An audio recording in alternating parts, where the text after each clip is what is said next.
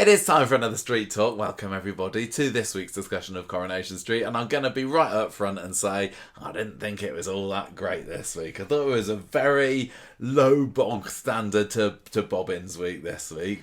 There wasn't anything like egregiously awful, outright terrible this week, but there just wasn't really very much that floated my boat or tickled my fancy. Definitely not enough of Malroy. He made about one appearance, didn't he? Possibly two, I can't remember. Ava said we should call him Decoy Roy. I like that, I do like that. I also, the Creepy Cropper has been suggested by a few, which is, I thought of that myself as well. I've heard a few good ones, but they've all gone out of my head now. If only you could have written them down. Only I could have written them down. But thank you for all your suggestions, everybody. But if only we could use them this week to discuss this week's storylines. But it was back. It was back on the whodunit this week, wasn't it?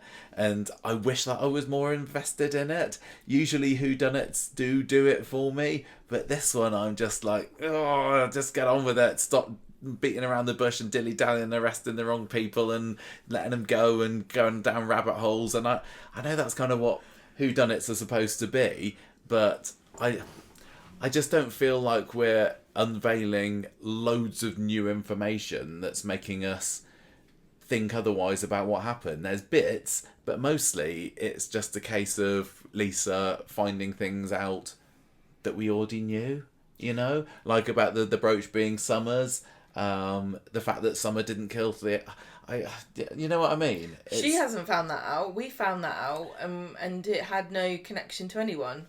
As you pointed out, it wasn't a flashback from Summer because she left the room and we saw what Thea was doing. So are we having the visions of a dead man? And I know it's silly to sort of say, who's this flashback belong to? But it helps to anchor it in some kind of reality. From today's episode you're talking about. Yeah, I know. Whose POV was that flashback from? I'm not sure. But no, just there's very little happening this week or since the murder that's making me go, oh, I might be wrong. There's a few little bits of intrigue. Christina, still wondering. But I still feel with that, you know, whether it's an interesting twist about what she was up to before she picked up Todd, or whether it's just, you know, something very standard and that she wants to keep hidden. I don't think it's going to end up being, well, that proves that she was the one that killed him, and so I don't really mind. And it feels like they're just kind of going around and around and around to all the other suspects to eventually they'll set their sights on Danielle, and then through Danielle it will be revealed that it's actually Miles. I still can't get away from that. I think it's because I'm so got my head set on that.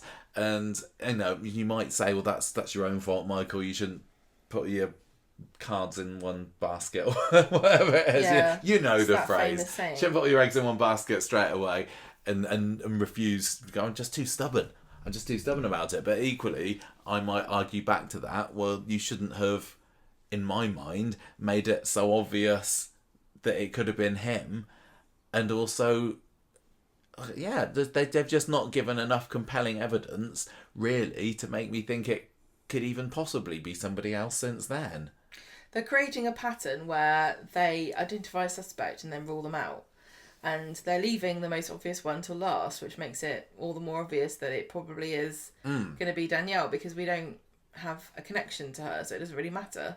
I mean, they've gone a little bit further now with Summer, haven't they? Now they're having her charged with murder, but they've got to have somebody there. She's been charged with murder, but we've seen with our own eyes in the flashback of whose knowledge this was, we don't know.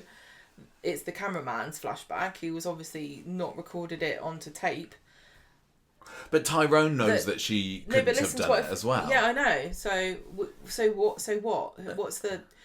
Oh no, is someone going to get put in prison for this? I don't think anybody thinks there's even the slightest of chances that Summer's going to be sent away for life here.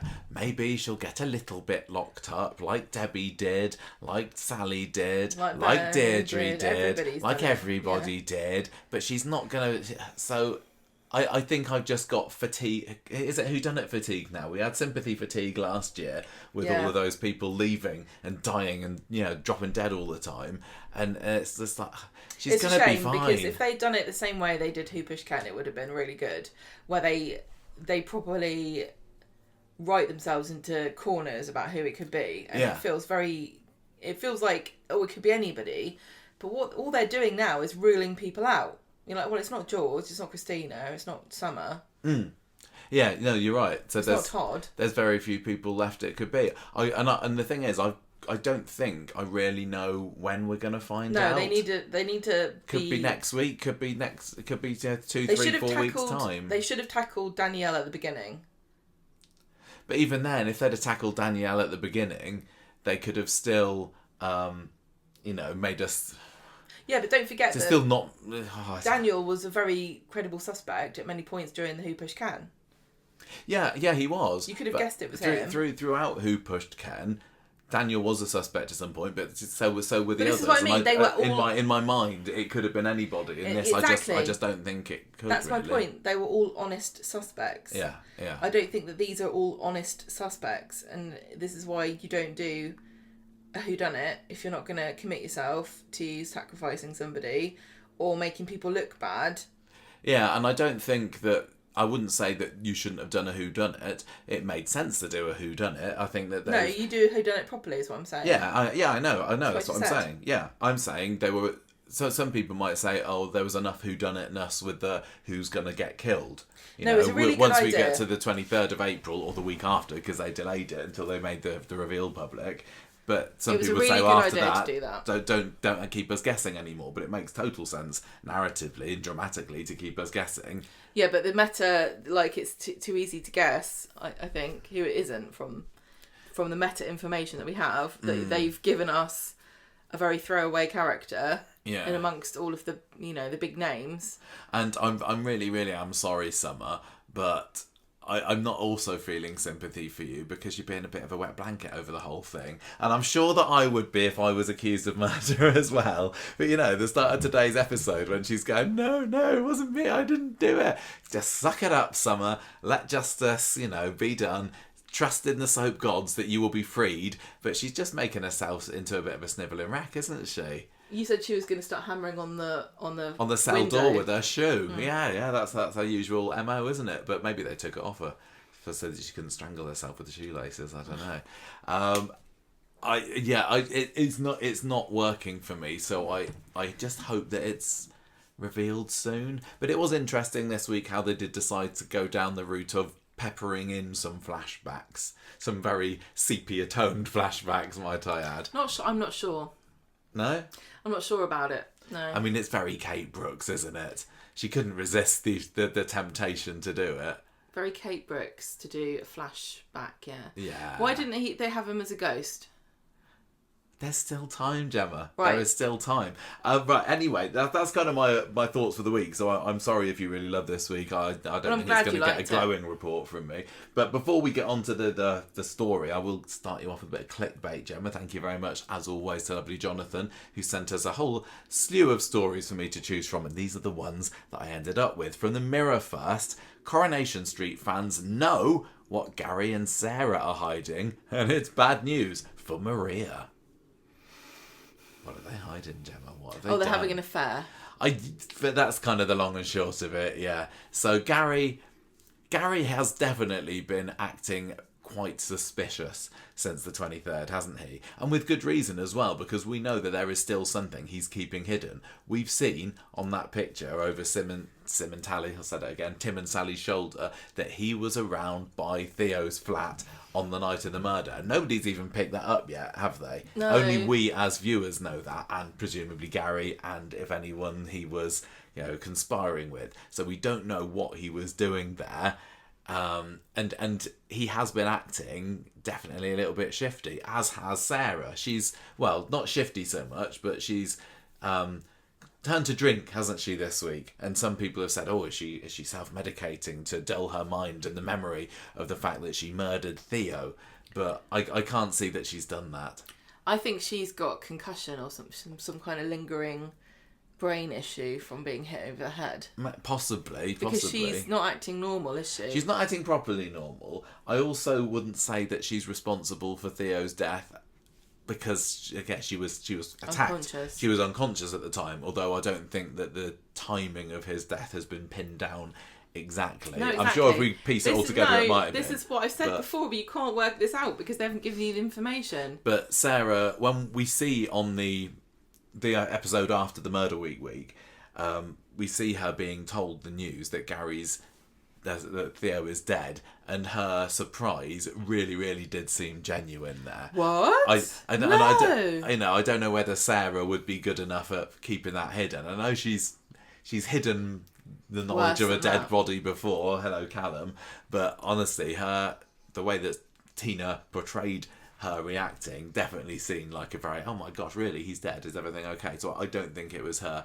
But yeah, so some people are positing that Gary and Sarah were at it on the night of Theo's murder. I don't think they had time. Disrespectful. Well, Gary was banging away at Theo's van, wasn't he? She was getting bonked on the head. I don't think she had room to get bonked anywhere else. So I don't know. I think that's maybe a red herring that we're supposed to be thinking about, but I don't buy it, Coronation Street fans.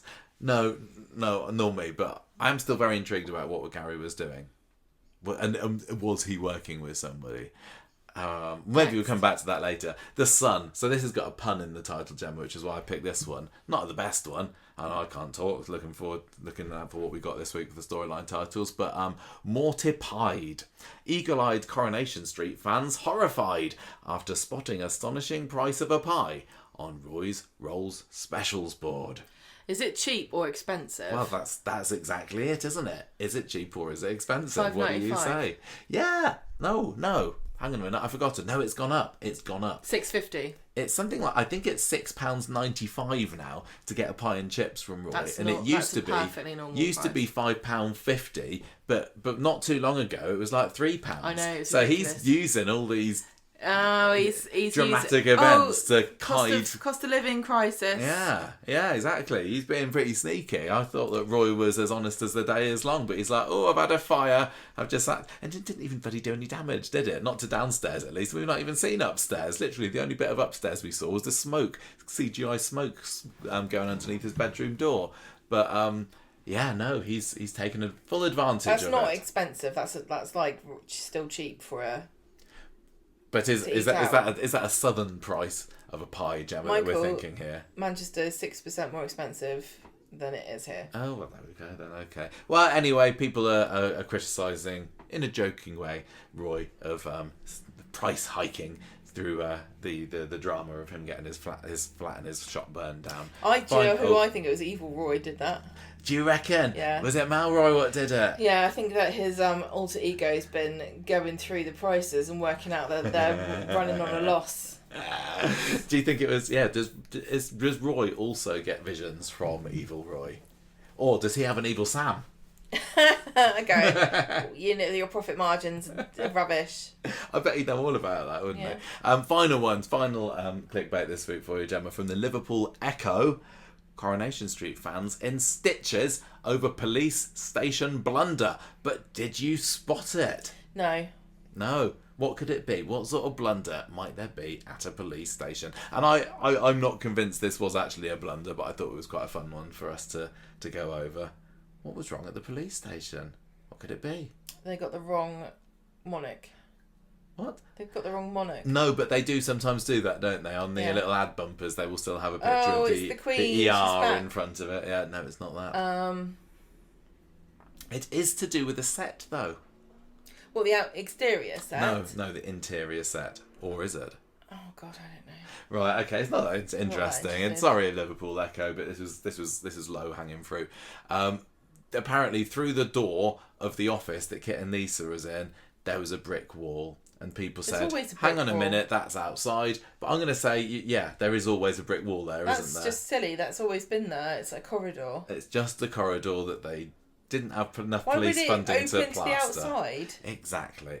When does that ever happen? Some people didn't realise that, and Liverpool Echo made an article about it. These people have got not a lot going on. I know we don't, but that's even worse. Yeah. Laughing because there's a brick wall outside a corridor. We never spot anything nerdy or nitpicky, no, but laughing about a brick wall outside a corridor. Look, it was a slow news week, Gemma. That's all I can say to you. We have got 4 stories this week, I think. Yeah, and even one of those isn't very much. So we're going to start off with the Theo one, which I'm calling this week, I Know What You Did Last Month, Summer. Did you get that one? They're not getting a titter from you this week. I know what you did last month, Summer. Yeah, not I know what you did last summer. Month. That's the best that I got this week. We've used this before. I don't know why you expect a big reaction. Oh, sorry. The story of Maggie being kicked out of the Rovers is called "Ma Out," as in. What's that mean? Sounds like far out, but it's Ma Out. I don't know. I told you earlier that they're no good this week. It's too hot. It's too hot to come up with good storyline puns. We've got the Jodie the Toady one still coming up, and I've put down Creepy Cropper for the 3 scenes that we had with Roy and Sam this week. But honestly, I was expecting. We started off last week's podcast with so much positivity, didn't we? We were on cloud 9 with the newly recasted. What? Was it? No, just the new Roy, the new string on David Nielsen's acting bow. You're trying to say that Sam's hallucinations have been recast from Will to Roy. Yes, maybe I'm saying something like that. So I was really, really happy about that. And this week it was just a bit dull, just a little bit dull. I wish I was more into it. I feel like I'm letting Corrie down. But No, they're letting us down, Gemma, by not making episodes that are specifically tailored to our wants and needs. And they may well be saying, I know what Michael and Gemma like. Murder. We're going to put a murder in there and have a whodunit. But sorry, Corrie, we're fickle. You got to have suspects that we think any of them could be it. We got to have the main person being wrong being someone that isn't just a bit snivelly like Summer. Don't be rude. I'm surprised that she hasn't been fainting all over that police cell, to be honest. You would do if they arrested you for crime. Well, I told you I'd be the same as well. Be crying. I probably would, but equally, I'd be really mad. I still think that if I didn't do it, I'd be so cross. I'd be like, right, we're going to have an interview. We're going to keep going until you realise that you're talking absolute crap. I think I'd like to think that I would just be quite calm and going, sorry, I didn't do it. But I know you got to ask these questions, Lisa, but I didn't do it, so it's fine. It's getting away with it. I'll get away with this. You're fannying around. I'm Michael. Nothing questions. bad ever happens to me. I think you are quite like that. I don't think I'd be crying at the door, at the window. You know, I'd be like, "Where's my dinner? I just made 23 portions of spaghetti bolognese, and then you arrest me." Would you like me to take on the challenge of summarising this quite lengthy story this week? Okay, so we got started with the week. It's Kit, it's Summer, it's Todd. They're all having a little bit of a chat in the shop, and Kit's telling Summer, "We got a few leads this week. We will solve this. No promises." I don't think he knows at this point. No, he promises. Her. Not no promises. He promises. What did I say? No promises. Did I? Definitely promises. You don't go, we'll solve it. No promises. By the end of this week, I guarantee Summer, because I've seen it in the TV guide, somebody is going to be charged with Theo's murder. No spoilers. Could be anyone. Could be anyone, Summer, that this happens to this week. So, watch your back, everyone. What Kit's are you up to, Kit, with this mystery evidence against Will that turned up that you never mentioned? What mystery evidence against Remember Will? that mystery evidence? He was like, "Oh, we've got some new evidence." I thought that was against Maggie. No, Megan, I mean. Well, yeah. Megan. You said... So we're all saying the wrong names Will. this week. What's to do with Will, though? It was to do with Will. Kit's obviously not too invested in this because he buggers off to Wales after this, he was on secondment. It's not on holiday. I don't know what this was. Was this Jacob Roberts not being able to film for a few episodes or something? Or was it actually tied in to the fact that Sarah's getting a bit loopy this week? I just got this Sarah Loopy Lou image of him, Jacob Roberts, and obviously this is just a joke. Going through the script going... But honestly though, they could just give this lines to Lisa and I'll go to Malaga or something. Alright? Wales, Jacob. It's a deal, right? No, Kit's going to Wales. Jacob's going to Malaga. Jacob's in Malaga this week, is he? Okay, I don't know. Anyway. Imagine if you could do that, just flip through, be like, "Nah, mate, I ain't doing this. I'm off."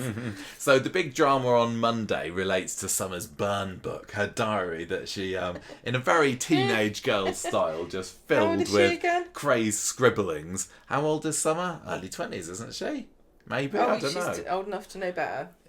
She can have that if she wants. She can have a little burn book, a death note of Theo if she wants to. And because they're clearing up the in the lounge. He picks up Summer's bag and all of her stuff. George, all of her stuff falls out, and he's like, "Oh, need to have a read of it through this." And actually, I know I said I'd be negative about this week, but I did very much enjoy the scenes of him and Christina on the sofa reading through this diary. Eating popcorn. Eating popcorn and I sweets as love they were them. eating They it. can't do anything wrong. That was great. That was a really funny visual, actually. I enjoyed that.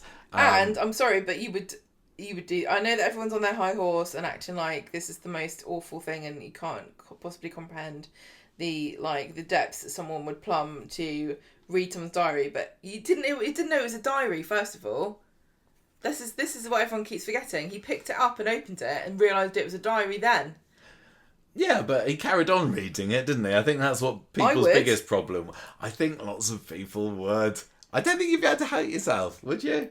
No. I know we've probably got some very, very moral listeners. I wouldn't tell anybody that I'd done it, but I would read it.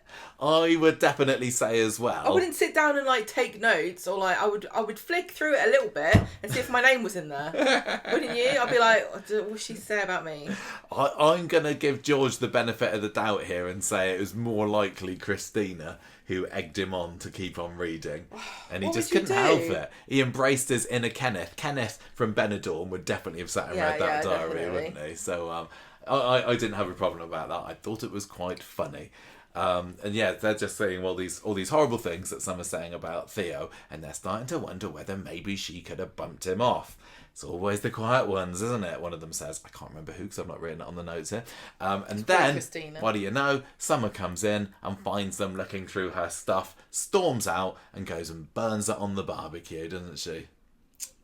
So, there's no... She and Todd do that. She and Todd do it, yeah. Because Todd turns against Christina and George this week. It's all, everybody's against George and Christina this week, aren't they? How much, because he not only does George do this, later in the week, he dobs Summer in to the cops, right? Do you think that was being a bit of a grassy move? Or do you think that he was justified and righteous He's in being a just grassy being move. a dutiful citizen? Would you have done it? Would you No, have I dobbed wouldn't. Summer in? What did he dob her in about?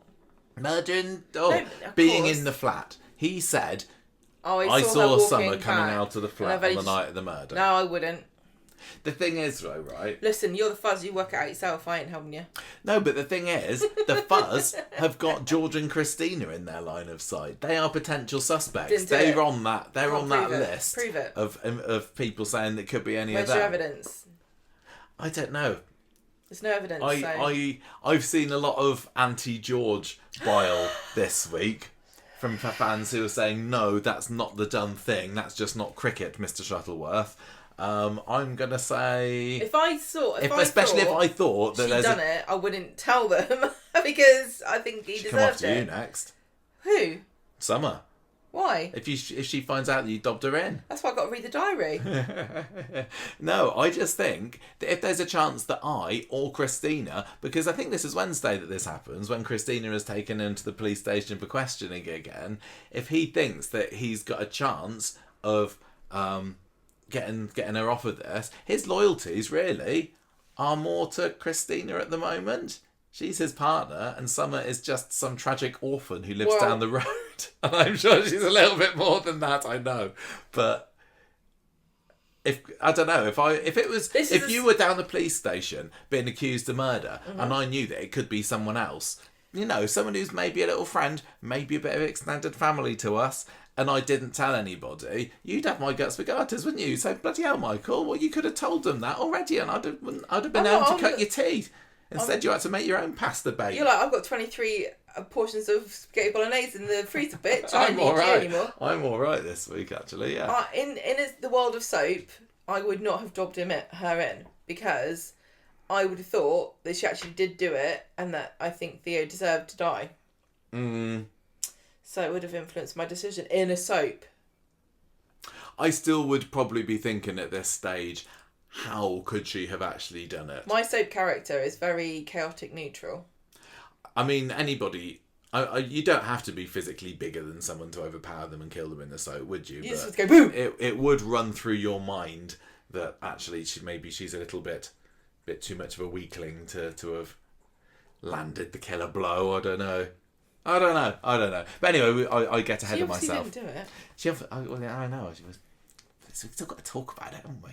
So she burns the book, and I was wondering whether there would be any like remnants of that, any little ashes with some clues on that the police would end up finding, but it doesn't appear that there are, does there? I think she's maybe got away with that, but who knows in the world of soap. She's just telling them, look, this isn't evidence. I'm not burning evidence here. I just didn't kill Theo. And she kind of strops back inside, and Christina and George are left a little bit frustrated that they've been made to look like the bad guys here.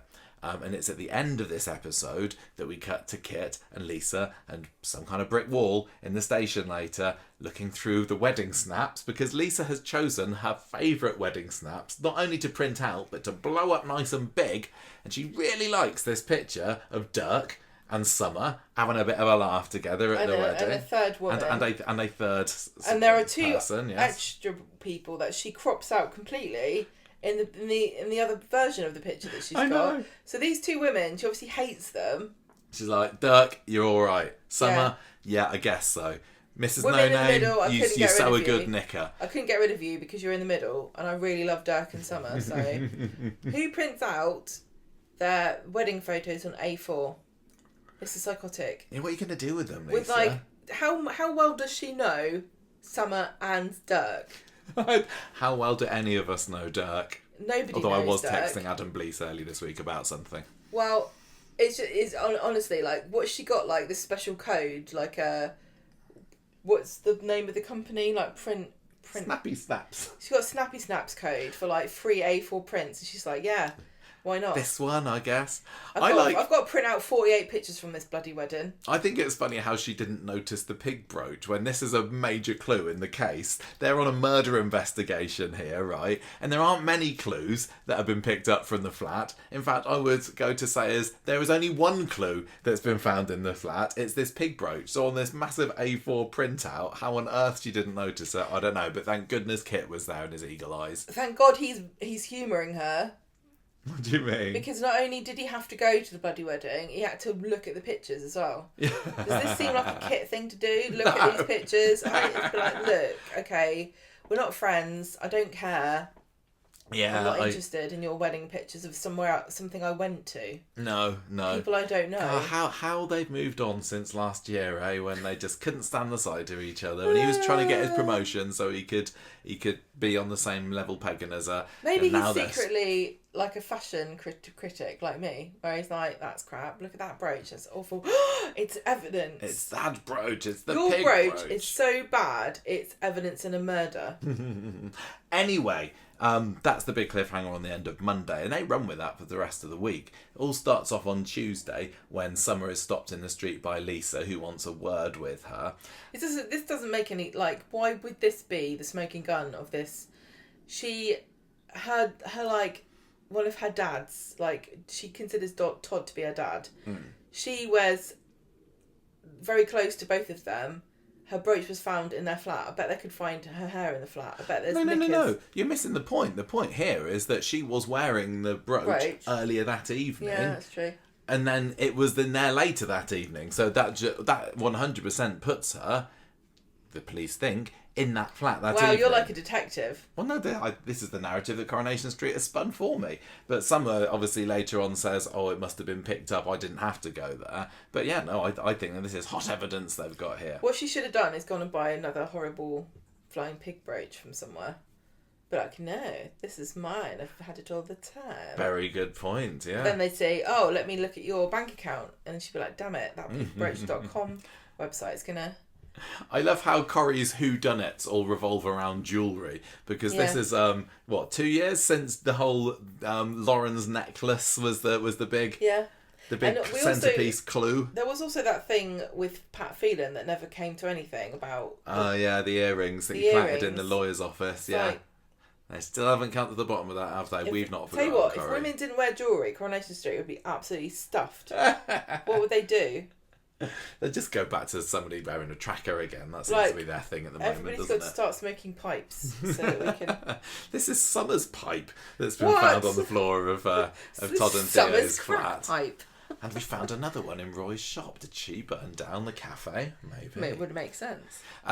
So anyway, this Tuesday morning is when we learn that Kit's buggered off to Wales because, you know, he's done his bit for this investigation, hasn't he? He's like, here you go, Lisa. It's Summer's brooch. I'm going away now. Can you cope without me? I'm going to Wales. I'm going to go and sort out Phil with 2L's house over there. It's the same one they use in the Sarah Jane Adventures. What are you looking at me like that for? What are you saying is happening? You're not listening to me. Something going on your phone. I'm saying Kit's buggering off to Wales after... Yeah, we established this. Yeah, but like he's right in the middle of a big murder case. I'm surprised that he thinks that he can trust Lisa to run it without him. He's like, you are not going on a honeymoon, you said. Right? So I'm off then. Oh, maybe. Why should I be here? Anyway, you do it. Over on the street, this is when Sarah's spiralling begins. What if Kit did it? He didn't do it. Nobody suspected Kit yet, but actually it could have been him. He has investigated crimes that he has himself committed in the past, it's true. It could be him. Why? It really could be him. Why? Because he wasn't at the wedding when he should have been. He was the person who said, "Oh, he got away. Where did he go?" Was he? He was the one that was supposed to be guarding Theo. Oh yeah, he was, wasn't he? He was. And then Theo turns up dead. Oh, I'd like it if it was him. I'd be down for that, having Kit be the murderer. And he always looks suspicious, so I don't know whether I'd... You're just getting a theory twirling around in your head there now, aren't you? We need to investigate the evidence more thoroughly, but we can't do it live on a podcast. No, but I like that idea. Okay. Just make him do it. Yeah, make him do it. It's fine. Right. Sarah's a bit out of sorts in the factory, and Fizz notices, she's just a bit off. More on that later. George is in the show later saying, let's have lunch, Todd, but he's still in his bad books about the whole, you're suspecting Summer of... Murder, that's the word, isn't it? Yeah, murder. And George is like, and just why would Summer burn this journal if she's got nothing to be guilty about? That's dumb. That's a dumb thing to ask. Why? Because she's written, I'm going to kill him, and then he died. Well, she's saying that everything she's doing, her excuses this week for the book, for being at the flat and not saying anything, is I just didn't want people to suspect me. It's because she knows that in a soap, you're quite likely to be arrested for something you didn't do, and you don't want to give people cause for doing that. Mm-hmm. So kind of in a fourth wall breaking kind of way, that makes sense. It doesn't even make sense in a fourth wall breaking way. It makes sense in real life. If you had written, I'm going to kill him, Theo's a dick, I hate him, and then he got killed, and then somebody went, oh God, did you write Theo's a dick because you killed him? Can you imagine and her? they're your best friend. Can you imagine her going to the police station or whatever the day after Theo was murdered and said, look, I know how this is going to look. I know. I've got a book where it says I'm going to kill Theo, but I didn't do it. I'm just getting it out there now. I want you to look, see, I'm going to kill Theo. Theo should die. Theo is a monster. Theo should be in hell. Theo is the worst person I know, etc., etc. But if you look at the last page here, I've written, I didn't kill him. I wonder who did. So, would I write that if I was the murderer? No. There's also a little bit earlier on in the book that says, ooh, I really fancy fish and chips for my tea tonight, but actually, I had a kebab. So... Can't prove... Don't prove anything. That's all you needed to have done, Summer, and I'm sure that they would have just said, makes sense to me. Oh, where's my pig brooch gone? I seem to have lost it. After not at all killing Theo at all. Well, benefit of hindsight, Gemma, but she's kicking herself in that cell now. So what's going on? She's being interviewed later as Summer, and she's shown the picture of her with Dirk at the wedding reception, and she's like, well, yeah, obviously it's me, isn't it? And then Lisa says, well, pig brooch, eh? How did that get from your dress on the day of the wedding, the event of the wedding, to the floor of Theo's flat that very evening? And Summer's like, don't know. She's very suspicious looking, because as much as she likes to think that she can pull the wool over the police's eyes, I don't think she's the best liar, is she? Because I think she's a bit too much of a goody two-shoes to be doing that, right? So, but anyway, she says, I'm telling the truth, it wasn't me, it definitely wasn't me. Can I go home now, please? Please, it wasn't me. You've got no proof about it. Let me go. So she does. She doesn't have a lawyer, does she? I don't remember. Don't think she does. Don't think she did. Because I think at this stage, it's the second time she hadn't been arrested at this stage, had she? She was just brought in to help them with their inquiries. I think she wasn't allowed to leave, was she? Yeah. Lisa drops her off. She not only does she say you can go now, she gives her the VIP treatment and a trip in the police car back to the street later. I wonder what I wonder what air freshener Lisa uses in her car. I don't I think know. she's got one of those pine trees. Why do you say that? I bet her car smells nice. I bet she's got a really clean car. I bet you she's got a car, right? Everything's clean. It's always inside. It's always nicely clean and neat and tidy. And I bet you she's got like a little first aid kit and a little reflective blanket and like a emergency triangle and a one of those like fire extinguishers and like a small pack of like emergency like food supplies like water and stuff and like a high vis jacket. Tell you what, bet she hasn't got. Bet she ain't got any fluffy dice. No. It's too fun for her. I bet she doesn't have like a funny fluffy toy that someone bought her. Yeah, no little gonks or trolls or whatever on the dashboard. No, nothing like that. Bet there's no like little bits of litter or... No, there's no like pile of boiled sweets that have stuck into some huge amalgamation that's too big to fit in anyone's mouth. Yeah, so I'm definitely going to say her car scent is more along the lines of pine rather than like a fun little jelly bean flavour. Yeah, she won't have one of those. Yeah. It's very serious. Do you think when like Becky got into the car one time, she's like, "Oh, pine fresh. We used to have that." Reminds me of our trip to Scandinavia. One time. Do you remember that, Pine Lisa? forests of Scandinavia. It was great. Anyway, so she drops Summer back off in the street where Todd gets a little bit snappy with her and Carla has to come and calm them down. We also have a few more scenes, speaking of Carla, of her and Sarah in the office. Carla's noticed as well that Sarah's being a bit weird and tells her, look, maybe Michael, he's not had a storyline for a while. Maybe he could take on this contract instead of you while you get your head sorted out. And Sarah's like, no, I'm fine. I don't want Michael to do it. I've always been stupid. I've always been like this. It's fine. He can't do anything. You can't even rely on him to be in more than like 2 episodes on the trot. You want to give him this contract? No way. I'm fine. If you want to give him a contract, just know he'll do it. Like, it will go off without a hitch and there'll be no plot involved in it whatsoever. Yeah. He won't get a story out of it. He'll just do it behind the scenes. So give it to me instead. So Summer and Todd and George are all inside in number 11 later. And George says, look, honestly, it wasn't me what dobbed her in. Me? George? Dobbed Summer in? No, I would never do that. He hasn't at this point, remember. This is just based on the brooch. So Summer says, look, I just needed to talk about the brooch. I just need to... She kind of makes out that maybe Theo found it outside somewhere and then took it home for some reason. And George is like, so you definitely didn't go around that flat last night then, eh? And you can tell from his look that he doesn't believe her at all. Not time for flashback yet, though. We find that out the next day. Nina has a go at Lisa. We get to see a fair bit of Nina this week, don't we? I think this is probably the most Nina that we've seen possibly in this past 12 months combined. Nina and Asher got to shine again. They did, just for a little bit. Yeah. And I said to you when we were watching Monday's episode, I do like Nina's hair this colour again. I think she looks great. I think she's like back to classic Nina looking now. I didn't mind the blonde, but I do prefer her with her hair like this. Just saying. Anyway, nice to see her. Very important to know what your Very opinion important is to on know her my hair. opinion on people's hair on Coronation Street. Anyway, it's probably one of the few people you have opinions on their hair at all. she just doesn't... I know, but I'm just saying, you don't really notice hair, do you? I don't normally notice her. I don't normally know. Anyway, Lisa clearly thinks, she tells Carla that Summer is a suspect. And later on in the episode, Summer is left alone in the lounge with George. And he says, did she ask you if you saw Theo the night he died? I didn't, says Summer. George, Summer, I want you to really think about it. And he says, I bloody saw you, you idiot. I'm gonna have a flashback now to explain it to you. And he gets his little yellowy flashback. He's standing outside number 11. He's just going to go out and get his fresh air. Summer's clip-clopping down the street looking somewhat flustered. And, well, there's your proof. She jumps out of her seat and goes, how dare you? No, don't say anything. Don't want to talk about it. And George is like, look, sweetheart, the truth is going to come out here. George really does care for Summer. I know that the next episode he dobs her in, but... Why didn't he just tell her that he saw her?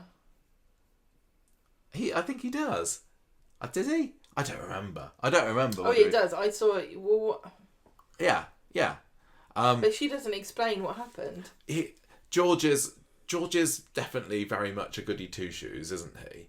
And I think he, a bit like me, would just trust in the justice system, despite, all the evidence to the contrary, why that would be a stupid thing to do in Weatherfield. I think he thinks... In real life as well, I'm afraid. He strikes me as the sort of person where it's best to be truthful. And I'm sure there are countless examples of George not showing that over his time in the show. But he's definitely a bit of a moral compass on the street, isn't he? Just like his dad was. Mm-hmm. Yeah? So I think he's just like, you're better off just telling them, and then they can eliminate you from their inquiries. Yeah, whatever. You go, you'll have to torture it out of me, you pig. That's what you say. Wednesday, and this is Christina and George. They're in the cafe here? I can't remember. Or was that Thursday? I think that was Thursday. But anyway, Christina's in a grump because of George has told her about what Summer said last night, and this has just complicated things, really. So Summer tells her, look, just don't ask me about it. Shut your mouths. I'm choosing to keep this quiet. You got no right to tell anyone my little secret about where I was on the night that Theo died. Thank you very much. And there's that kind of arguing around, and then Gary walks past. George suggests that they go somewhere private, and Summer just stalks off. So she walks into the cafe and overhears Nina talking about her to Asher, and she's super sarky about them. She's just making enemies left, right and centre. She's very sensitive, very touchy this week because she's holding on to a big old secret. And then Gary catches her on the way out of the shop and says, look, come back to my yard, let's sort this out. Meanwhile, we've got a little bit of action in the factory. Oh, was this the day where they were... Yeah, it was. This is the day when the factory lot were titting about, weren't they? And this week did feel... I said it was nice to see Nina, but it really did feel like the time has come where we got to get these characters in. We promised them that they'd be seen at least once every 6 weeks. So let's shove in Michael, let's shove in Nina, let's shove in Izzy, do you know? Yeah. And they weren't really getting up to anything particularly entertaining, I have to say. This was the anniversary of Craig's death, wasn't it? And they thought that the best way of celebrating it and taking Kirk's mind off the fact that his best mate was also bludgeoned round the head would be to, what were they doing? Sticking underpants on their head, spinning around in chairs. They were massively fannying laughing around. And waddling about and not doing any work. And Carla was like, oh, well, let them do it. Like, what? It's silly, it's stupid. Like, Vera and Ivy and Ida Clough would never have done that, would they? There are adults. I know that they're trying to, like, cope with some traumatic experience, but it was just silly. They came across as, like, why on earth would you want to employ these people? It doesn't make any, like, it was so out of character that was the problem. They never do anything like this normally, and it was just... Well, I could see Kirk doing it, but Michael and Izzy... Well, they were trying to make him feel... You could argue, they're trying to make him feel... less sad. I didn't enjoy it, and it felt like filler. Stupid. Very fillerish, that factory stuff was, I thought. Anyway... I don't understand why they were doing it. I don't understand why Carla was letting them get away with it either. It's just completely out of character. And this is the trouble with Corrie, is that they're like, but it was the anniversary of Craig's death, so it's like everyone dies all the time on this show. What about Julie? Loads of she was a friend of lots of people. Nobody cares about that. Yeah, I mean, this is another one that Kirk should be needing to be cheered up from, because he was, Julie's boyfriend for a while. Yeah, he doesn't care about that. Sorry, Craig, but you're dead to me. I'd forgotten about you. I didn't need to memorialise that. Thank you very much. You've got to be a bit more consistent with it. That's the trouble. They're not. No, it really did just come across as let's get these actors into a scene, which is a shame, because I really do like Izzy. Just out of that I'd like to like Izzy more. Same with Michael, but this isn't the way to do it. They could have paid tribute to him in a way that made sense. Like what? or have a biscuit. Well, no, whatever. Just and have Carla come out and go, "Oi, what are you doing?" And they're like, "Oh, it's Craig's death," and they'll be like, "Oh, carry on," or like something. But she was just like, "Oh, well, whatever." No, that's not Carla. Yeah, they couldn't even be bothered to get Beth back into the programme for him when he did die, so he didn't. He got a shout out from the station as well, didn't he? Because they were like, oh. Did he? Yeah, well, yeah, because Lisa was like... Oh, yeah, Lisa did. The cop came in and went, oh, it's a memorial in 10 minutes. She's like, whatever. Oh, yeah. I'd like to think that biscuit barrel they've got on the side there that looks a little bit like Craig was the centrepiece of the memorial, and they all bent down and gave it offerings. Yeah, they all took a biscuits in. Yeah, maybe. Oh, here you go, Craig. Garibaldi for you. Oh, what would you put in there? What would do you think his I favourite? bring you a ginger snap, obviously. That's what happened to his skull, wasn't it, when he got Michael, clobbered let's on the stop head?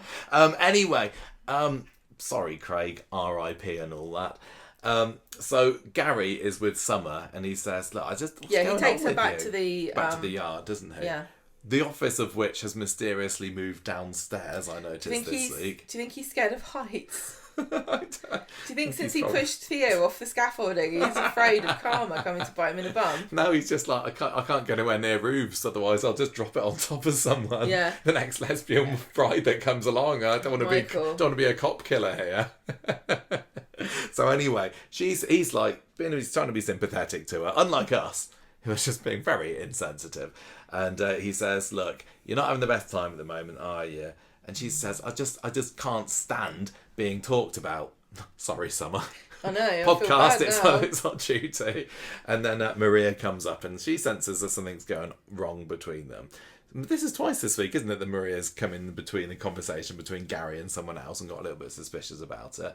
So anyway, Summer slinks off. Maria wants all the goss about it, but Gary is, as gentlemanly as he is, very defensive of Summer and says, look, she just deserves a mate at the moment. So, new bit of evidence pops up in the middle of this episode. A PC, this would have been Kit, but he's in Wales. PC comes up and tells Swain that Christina's vehicle was picked up in Hyde at the same time that she was supposedly picking Todd up on the night of Theo's murder. And also, interesting development. It's Craig's memorial. Also, it's Craig's memorial. Gemma, Hyde, you looked this up on the map, didn't you? South of Duckenfield. South of Duckenfield, which is quite a little bit away off to the east of where Weatherfield supposedly is. You wouldn't need to go there to get petrol. Exactly. This is Christina's story later, isn't it? She tells George, "Oh, I just went to get some petrol and they caught me there." But I think there's more to it than that. This would be like if you went to me, if I said to you, right, Michael, Rachel's up the road and she needs to be picked up, so I'm going to Romsey to get some petrol. Why? Doesn't make sense. I mean, unless she's like heard that. I know petrol prices are going up and up by the day. Thanks Trump. I'm going to the Strait of Hormuz. Yeah. I'm going to get some petrol myself. Like maybe she got a petrol tracker. Because they're all about the trackers in Coronation Street at the moment, and she found that this petrol station in Hyde was the place to go. It's gonna save me money, even though it's half an hour to drive there and back. But so I don't buy this. But anyway, that comes later because they're saying that Christina's story was clearly not true because what's her car doing over here? Meanwhile, back at the factory, Sarah's getting a little bit fed up now of Izzy and Michael and their idiocies, and she says, "Look, you're going to get a formal warning, Izzy, for being a lazy cow in a minute." It is exactly half an hour to drive to Hyde. I was right. Oh, there we go. And Carla calls Sarah into the office and says, "What are you doing? You can't say that. You can't threaten to sack Izzy. Not Izzy." If she can, what's she do? Being a lazy cow. Who's threatening to sack her? Sarah. You're not listening to me. No, I'm not. Too busy looking at your Hyde map. Well, she's right. They shouldn't be fannying around with knickers on their heads. I know. How would you like it if you went to Marks and Spencer's and opened a packet of knickers and there was head hair inside them? You'd be like, what pervert's been wearing my knickers on their head? Where else are you going to put them? If you're carrying your washing in, you got your t-shirts in one arm, your trousers in the other. Where are you going to put your knickers, Gemma? I don't want anyone to wear my knickers before I wear them myself. And you choose wherever you choose to wear them, whichever body part you choose to wear them on is down to you, isn't it? I know, I understand quality control is important, but you don't need to put them on to see whether they work. It's testing the elasticity of it, and you don't want to put them around your bits and pieces, do you? I'd rather they didn't put them on at all. I'd rather somebody put knickers on their head than on their crotch to test the quality of them out. I don't want any hairs from anywhere in my pants. Well, what if Dirk was joining in with this game? Is he okay to do it because he hasn't got any head hair? He might have lotion. I don't know. Look, anyway, again, I was only bald once. Gone off the point here because Sarah's saying, "Look, I'm just sick of being Mrs. Nice. I think I'm going a bit crazy. I hear I've got an NTA nomination for Best Actress, so I need to have some kind of mental health having a drama issue to warrant that over the next few weeks." I've got a big storyline coming up, so get out of my way. Exactly. Todd comes into the Undertakers later looking for Summer, and George and Christina kind of sheepishly admit that words were exchanged between them earlier, and they're not really on speaking terms, particularly at the moment. So they also say, because why not now, about George seeing Summer coming out of the flat on the night that Theo died, and Todd's like, oh crikey, why would she lie about this? And this is what we've been wondering all these weeks, isn't it? Why would she not just say it? But she's got her reasons. She's a young genius, isn't she? She's been a protege. Her brain works in mysterious ways. Yeah, she's a robot woman. Mm-hmm. She doesn't understand human emotions. Exactly. So what would a robot do? Definitely keep it quiet. Yeah.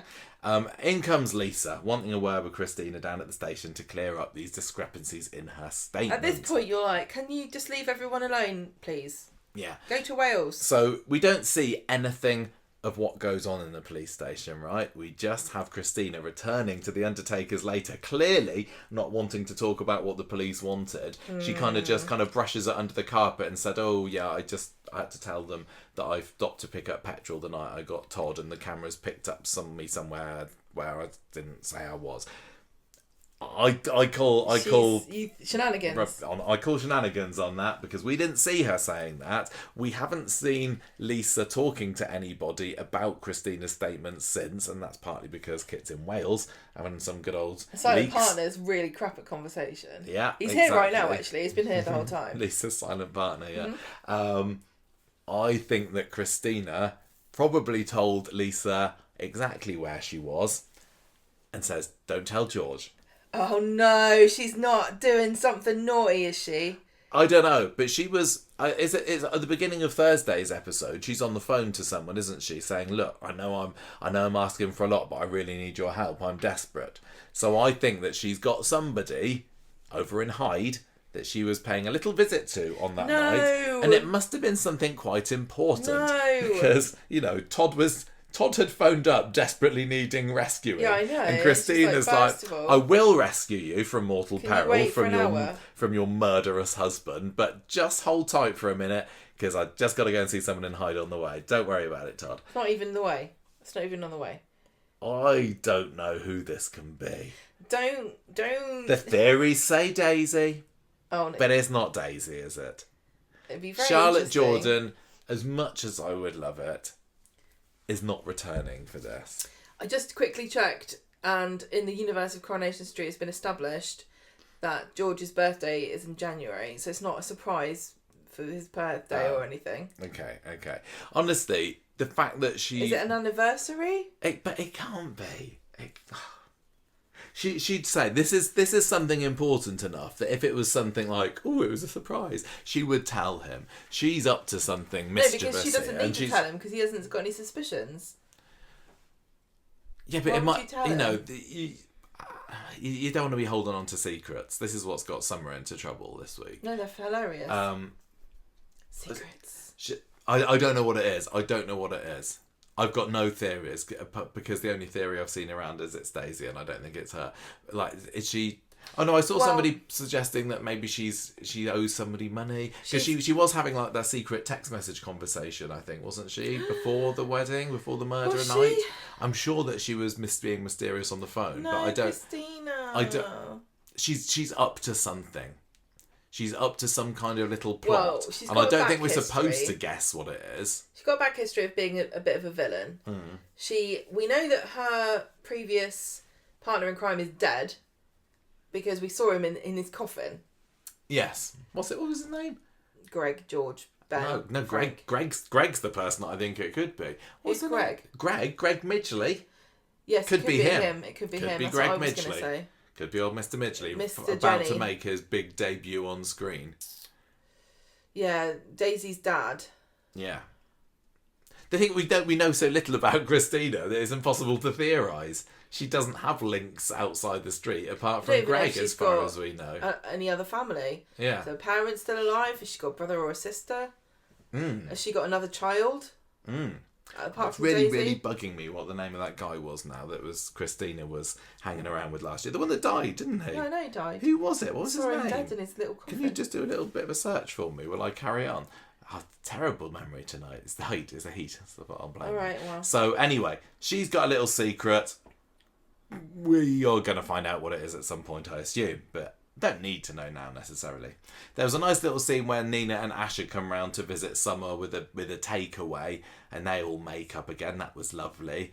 Wish we'd have seen more scenes of them just kind of hanging out and chilling in the flat together. That would have been nice. But hey ho, no drama there. Carla comes into the pub later. Sarah's absolutely sozzled. She's down a whole bottle of wine, and Carla has to steer her home. Dom, that's it. Thank you. Dom. So Lisa encounters George in the street. It looks like he's going to tell her something, but then he stops himself. And then he says, actually, yes, I'm going to tell you about it. Where did you get your air freshener in your car from? It's great. Yeah. He wants... I want to start... I'm going to put in a new deal. We're putting him in the coffins. Oh my God. You can't say that. Why not? It's bad taste. No, but good smell. We tried licking one of them. Are you talking about corpses or no. air fresheners? Yeah. I don't want the taste of pine, thank you. Anyway, George tells Lisa that Summer has been up to no good and she's keeping secrets. And as I said earlier, I don't really blame him for doing it because I'm quite defensive of George. But lots you're of people... a goody two-shoes as well, I like you're George. Goody two-shoes. I'm a bit of a goody two-shoes. I also... You're lawful good. Even if I haven't done anything super wrong, I'll worry that I have. Yeah. And I might just end up confessing and singing like a canary just to try and stop the feelings of guilt, even if I'm not guilty of anything. This is why the murders took place when you weren't here. Yeah. So, the Thursday... We're having quite a good time discussing this, aren't we? Even though we didn't particularly enjoy this story. I'm enjoying myself. Are you? Yeah, I wish I enjoyed watching it more. I'm sure this is better than I thought it was. I just had a bad week. I don't know whether it was. I've seen people saying they enjoyed it. Oh, really? Well, look, the thing is, we took our polls off of Twitter because no one was voting in them. It was stupid having them. No, people weren't voting on them because something gone wrong with the algorithm. There's no way that collectively, like 100 people decided I'm not going to vote in the Conversation Street polls anymore. It's irrelevant as to why they're not voting anymore. That was just my point. Okay. We took them off because nobody was voting. Yeah. So we don't actually know what people thought of it. Not through our own Twitter. We can't trust you guys to vote anymore. Anyway. Absolutely dreadful. George comes into the cafe. Christina's there on the phone to mystery person, and he says, look, I've told Lisa about Summer. He's already threatened he's done the wrong thing, but he's still saying there's got to be a reason why she's lying to the police about this, right? And like I said earlier, if he thinks that the police could be going around to pick up him or Christina next, you're saving yourself, aren't you? Don't blame him. Christina also doesn't think that Summer's capable of this, which is kind of interesting because I was wondering whether Christina was going to go down the route of, well, you never know, maybe she could, and which would give you the idea that maybe she is up to something. Yeah. But Christina didn't kill Theo, did she? Anyway, Izzy's talking to Sean about how weird Gary's been lately. He's been a bit of an absent father for Jake, but hey, I would say that Jake's been a bit of an absent son to Gary. I think that's really fair to say, actually. It's really important that you said that. And Sarah says, look, don't worry. Gary's just a man.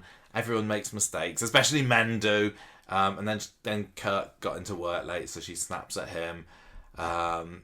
Carla asks Michael eventually to sort this contract out. And he's like, yeah, I can do this. Sounds boring. Also, Sarah... I think you need to have some time off for your mental health. You're clearly a bit stressed here. And Sarah's like, I don't want time for mental health off. I'm fine. She's like, no, I'm not asking you. I'm telling you. Sling your hook. Off you go. If Lisa can survive at the police station without her right-hand man Kit, I'm sure I'll do absolutely peachy without you, Sarah Lou. And as I had been doing for many years before you somehow got this job. So... Todd catches... Bugger off, she says. Todd catches Summer striding down Victoria Street later with a big bag. She's decided that she's going to escape to the States now before the police can arrest her because she doesn't quite understand that you can get people back.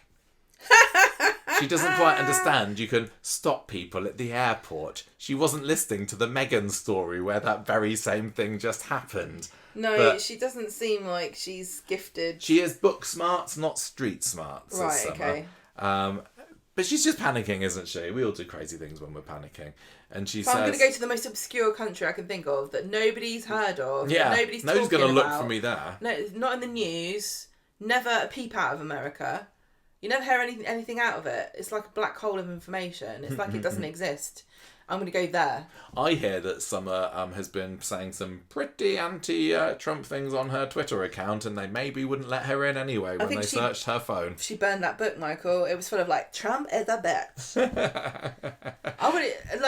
She's coming up to the anniversary, 250 years in July, isn't it? Yes. America. Yes. Apparently it's been there for a long time now. Yeah. Did you know that? So long. Such an old country, isn't it? The good old Very USA. excited. Very excited. We're going to have a party, aren't we? We are going to have a party on the 4th of July. We're having my birthday party then. Yeah. Not as old as America, though, are you? Not quite. Not quite as old But as America. do you know what? It's really funny to consider that you actually have been alive for a fair percentage of the time America has been. Well... Do you not think like a pretty good chunk of it? Under a fifth. Like under a fifth of the time America's been around. You've been on the planet Yes, as well. I'm old. That's Thank hilarious. You, When you put it into perspective like that, it's like, oh, damn it. Look, Americans are already fed up of us taking the mickey out of the fact that they're still a fairly young country. Oh, I would rather... Sure, they could argue back against us. It's not a bad thing to be a young country. I'll tell you what, not only Why are would you we care sad about this that? week that The Boys has ended, but Saturday Night Live UK, which has been absolutely fantastic this past 8-9 weeks, has also ended. I know it's good that it's back in September and everything, but I just wanted it to carry on. I really enjoyed watching that. Oh, I think it's great. Very good political commentary. Even I can understand it, and I don't know. I had to keep telling you who everyone was. I know who Keir Starmer is. And I knew who Liz Truss was. And you should be ashamed of yourself too, for the son of a musical, somebody who's into musicals. When we watched, there was the Phantom of the Opera sketch, and after it finished, you went, "Are those songs from Phantom of the Opera?" They literally could not be more famous. That musical. I don't so know famous. Phantom of the Opera songs apart from. No. But I tell you what, I got every single reference in the Mario sketch. Yeah, so you did. There you go. Did. Well done. There you go. Where were we? What were we talking about I don't again? know. America. Summer's been pulled America. back. Summer's not going to America. Todd stops her before she gets to the tram stop because I hear there's a direct tram to to Los Angeles. It does go to LA, yeah. It is. They have trams in Los Angeles, don't they? They all connect up. Are you thinking of San Francisco? Yes, I am. Yes, I am. It's all the same. It's all on the West Coast. Nice. Yeah, good. At least I know that. Good one. Anyway, she says, look, I only lied about where I was on the night that Theo died because I was scared. I honestly didn't kill him. Me? Summer? Kill him? No way. How could I do that? And then they start arguing about, she accuses him of being behind Theo's death or Billy's death or I don't know what. I think she accuses him of Billy's death, doesn't she? And then Christina and George come in and Summer says, look, everyone leave me alone. I heard you talking about me earlier. I forgot to mention that, but she did. And I didn't really like it. Don't want you talking about me. I've already told Gary this. And Christina says, look, I was just worried about you. Summer tells them how worried she is, that she's going to get accused of something that she didn't do. She just needs to get out of here. And Todd relents and says, fine, I will take you to the airport. Because you don't want to go to San Francisco, do you? No. You want to go to LA, right? Yeah, there's definitely an airport in LA. Which city in America do you think that someone would like to go to? I don't know. Do any particular country cities in the US have a reputation for being particularly accommodating of robot obsessed fainting nerds? Silicon Valley. Oh yeah, she could go there, couldn't she? She absolutely could. I wanted to go and meet Felix again with his giant water bottle. I know. I think that was a much underused character and there was plenty more, oomph in that tank that they could have used. So I'm all for her going and bringing him back again, I'll tell you what. Anyway, Todd gets in the car with Summer, goes to drive her off, but as they get to Rosamond Street, Lisa pulls up in a police car and she arrests her because they've got enough evidence that they can bring her in. That was quite lucky that they were there, wasn't it? And she what? She came out and she was like, "You're trying to escape to a foreign country," and they were like, "How do you know that? How do you know that she was going to America?" I want to know lots of things. I want to know how they knew that she was turning around the corner just at that right moment. Literally, they pulled in there and stopped. It could have been anybody. It could have been a little old lady driving down the road there who's not got as good stopping distance as Todd does. They could have crashed right into her. I say dangerous driving, Lisa, or whoever it was that was behind the wheel I think there. Summer would go to Portland. Why? What is in Portland? I think it's just the sort of place you'd go. Okay. It's just a sort of kooky place. If we've got any listeners in Portland, do write in and let us me know whether you think someone would be at home here. Yeah. Anyway, Sarah comes and finds Todd and Christina and George in the pub later. She's heard about Summer's arrest. Todd's got no idea who could have possibly dobbed her into the police station, but Christina and George are looking a little bit guilty. Must have been them. It was them. We knew that already. So, today's episode, Friday, Summer starts off banging away on the cell door. She's wants to get got her shoe out. She's begging. Don't make me use the shoe. She hasn't got the shoe out, but she's threatening it. She wants to be let out. They even, bless them, put a little CCTV camera footage because they said, "Oh, do you remember that episode with Todd when everything was filmed in different cameras?" People love that. They lap that up. We'll put that. Let's put that in as well. I say the purpose of that was so that they could let us viewers know that, despite whatever timey-wimey shenanigans they get up to on Murder Week, when one day lasted, what was 3 weeks. 3 weeks, no, week and a half. Now, in Coronation Street, it is definitely the 22nd of May. So we've caught up to normal time somehow. Corriepedia's got to now go back day by day to work out when it switched. It's not. Just like I said at the time, they are not going to do that.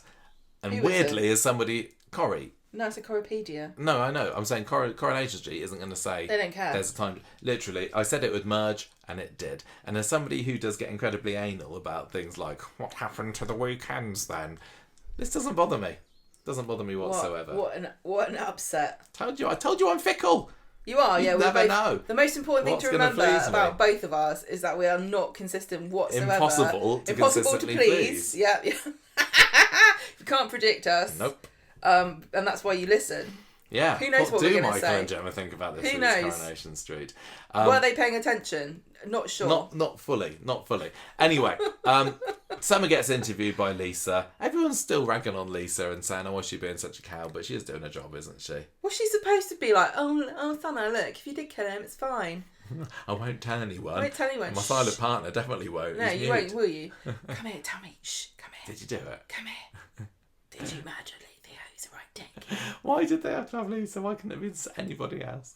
Anyway. What's the point of having a cop in your show if you don't do cop things? The fact that they even had that other little PC this week telling her about the memorial, they could have got him to do it. He's like, he was nervous. Did you see him?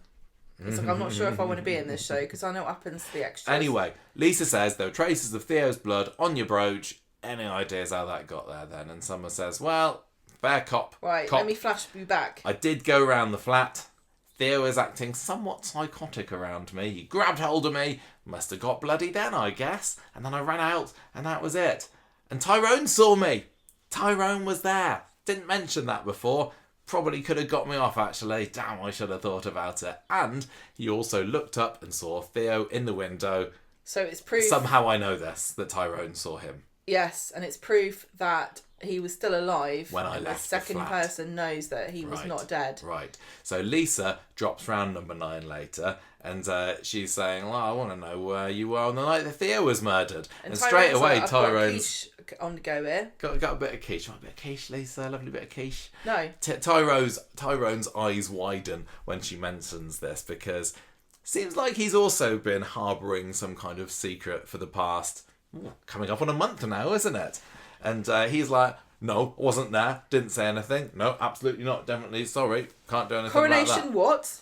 Never heard of it. Never heard of the place. Theo who? Christina goes and meets George and Glenda at the pub later. Christina's in a bit of a tiz, but she says George should explain later. Does she explain later? I don't think she does, but I think this is more linked to her secret again. Glenda mentions Summer, and she can tell that George is hiding something, so he admits that he was the one dobbed Summer in. And then Todd comes in and he tells him too. Todd's furious at George. Yeah, Todd is the internet. Todd is the rest of the internet this week. Yeah. He was saying, George, you absolute idiot, why did you do that? Have you no honour or loyalty in your soul? Yeah, and anyone who agrees with him is foul.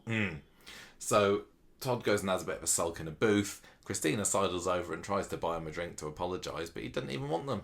Doesn't even want a nice drink or a packet of crisps from her. Back over to number 9. What about some pork scratchings? What was the thing this week with crisps? I'm sure there was a scene where somebody had crisps. Something to do with We'll probably Kirk. get to it. I'm going to say it was probably a Kirk thing. Was there something to do with farts? No, you're thinking of the toilet roll scene between Kirk and Tim. What was earlier that this about? week. What was that Tim about? had some toilet roll. No, I didn't mean Kirk that asked was him if he was going rhetorical. for number 2. Yet again, filling in Andy Wyman's episode quota. Anyway, Fizz is asking Tyrone, this isn't at the house, this is at the bar, what were you doing being so shifty later? Do you know something? And he's like, no, I don't know anything at all. Like I told you, I definitely Anything about what? definitely didn't see Summer or Theo on the night that Theo was murdered. Flashback. Oh, Tyrone has a flashback of his own, and he blimmin' well did see Summer. And he looks up and sees Theo looking through the window upstairs. She picks something off the floor, doesn't she? Does she? She picked something off the floor. Oh, I or don't you obviously remember. weren't paying attention. No. I just wondered whether Theo threw it out the window or she dropped it. I couldn't work it out. The brooch? No, it was a bag. It was like her purse or phone. Oh, I don't know. I do not know. But anyway, what's Tyrone hiding? It's that he dropped the car on Carl, isn't it? I know. I think he doesn't want Fizz to know he just had a quiche already.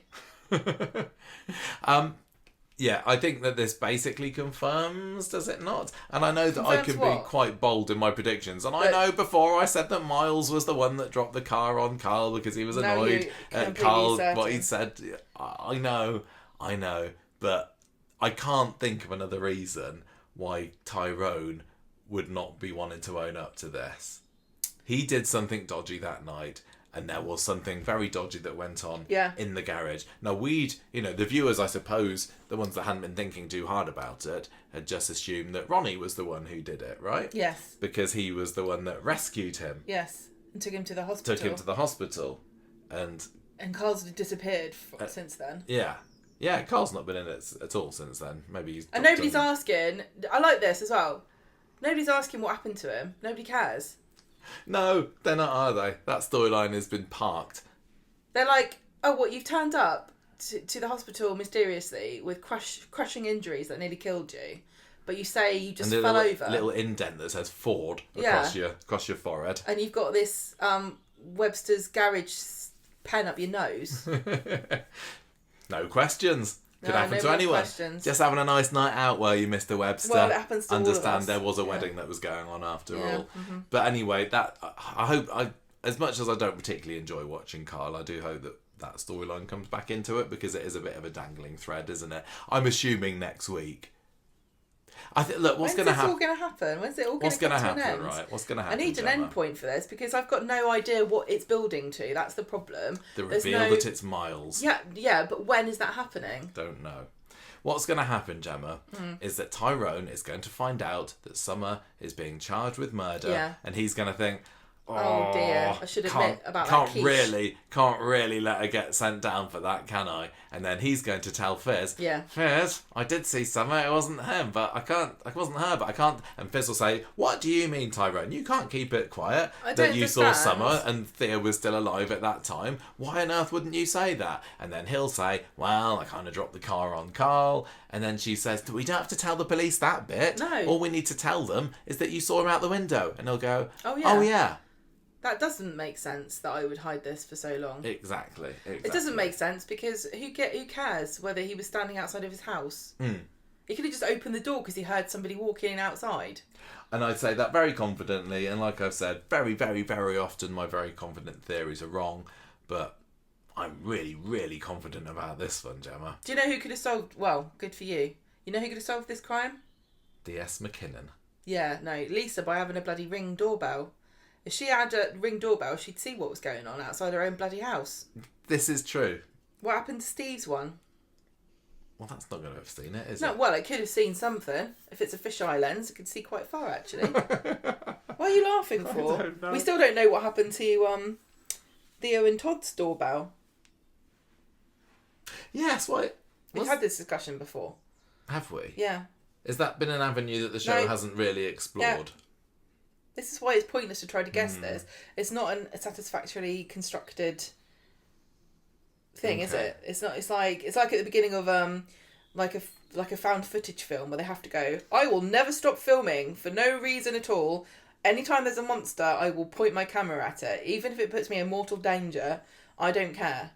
Or when they have like a horror movie where they go to the middle of the woods, they're like, oh no, the phones don't work. That means if something terrible happens, we can't ask for help. Do you think Lisa's just going to say, oh, hang on a minute, they got a Ring doorbell, haven't they? Look, let's just investigate it thoroughly now, and we'll just tell everybody it's taken a month to get the footage back from the IT geeks at the station. Those because IT they're backed people are up dumb. with Gary's CCTV problems. They're backed up with going, wait a minute, there's something on the Wednesday, something on the Friday, there's nothing on the Thursday. What happened? Right, we're going to have to know. We need to investigate this. Was there a worldwide blackout of electronics? That's the first thing we need to check. Was there an EMP released in the area? I did hear a lot of bangs in the sky that night, so Could have been a could war. have been among the fireworks. Is this some kind of science fiction, like black hole for Ring doorbells? We need to investigate that as well.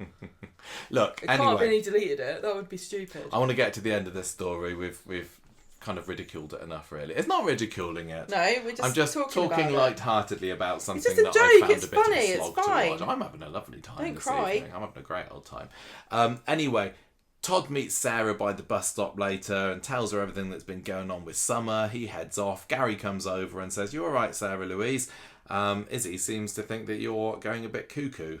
And she says, "No, honestly, I'm fine. I've not been suspended from the factory, despite what the rumours and gossip mongers are saying. I'm absolutely dandy." You reckon that she's got brain injury, don't you? Yeah. Did you say this earlier? I Yeah. don't remember whether it was on this or whether it was on I the said show. it on a short, and then I said you wouldn't be able to tell. Yeah. I have not really very much interest in Sarah Louise having a brain injury. Although I suppose Nick would be able to sympathise with her, And so wouldn't would he? Shona. That's true, actually. That whole family. They're all brain damaged. The soap gods have Platts decreed are that just- all of the Platts will have brain damage. And it's never Buffoon been... Gale, I was going to say say, no never more. been confirmed that Gail had a lobotomy, but I do think it's suspicious that Audrey's not around to account for herself. Yeah. What about old Joe McIntyre as well, part of the family? Whack round the head with the boom. Yeah. Sure, boom. if he hadn't been drowned in Lake Windermere, he'd have been a bit funny when he'd have got out of the water. And David, who knows? He seemed like a perfectly normal boy until he was recast as Jack P. Shepherd. Did he get a thwack round the head? And Demon David is just a symptom of his own particular brand of brain injury. I think what you're missing is that Demon David is actually a group hallucination from the Platt family. It doesn't actually exist at all. Or is there just a really nice guy called David? He's like, why is everyone always so off with me? I haven't done anything wrong. Anyway, I don't know, and I wish I cared more about what's happening with Sarah Louise. Too many things are happening. I'm not throwing away that And they're story not for now, but I'm not intriguing. particularly intrigued about what's going on with It's just her. there's no mystery being stirred up. It's just a bunch of the thing They're is trying right, I'll tell really you what hard to happened. stir up No, but the thing is mystery. they're not though. This is the trouble. The Coronation Street's come up against is that they often do things that don't make sense, and we just have to roll with it because that's how the show is. So when they do things on purpose that don't make sense to intrigue us, we don't know the difference between we're just not gonna. Don't ask questions about this, and why aren't you interested in this? Mm-hmm. Like I can't tell the difference between what's supposed to be what's a mistake that I'm just supposed to ignore, or some oversight, or this is actually an intriguing plot point that we're going to pick up later. I mean, I think there's clearly something going on with Sarah here, isn't there? Well, she might just be traumatised from being hit on the head. Yeah, because otherwise, like, I still fail to see And the point of her have you having been hit noticed on the head. that Because she's not whatsoever bothered about who did it. no, If somebody hit me on the head, I would be traumatised and upset and wonder who it was. you'd be like Tyrone. He wouldn't rest until he found out who ran him over last year. Yeah, she's very unbothered. Long after everybody else had lost interest. She's very unbothered about it. But it's because she was hit over the head, and then the next day she was skipping about the street again. It didn't really do much immediate damage, I suppose. But yeah, maybe it's that. Anyway, we get to see classic scene of Summer sitting on that cell. I want to know how many of the current cast of Coronation Street have had a scene where they're sitting on that exact bed in that exact cell, looking very sad. It's quite a few, isn't it? When you get hired as a new character to be in Coronation Street, they go, right, doing the headshot now, take a photo of you outside the Rovers. Right, now we're doing your exit story, sit in this cell, please.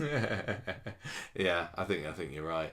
Well, one outside the Rovers, one outside those big green doors they sometimes like to use, one in the Ginnel, maybe, Yeah, and then looks suspicious. one in the police cell. Yeah.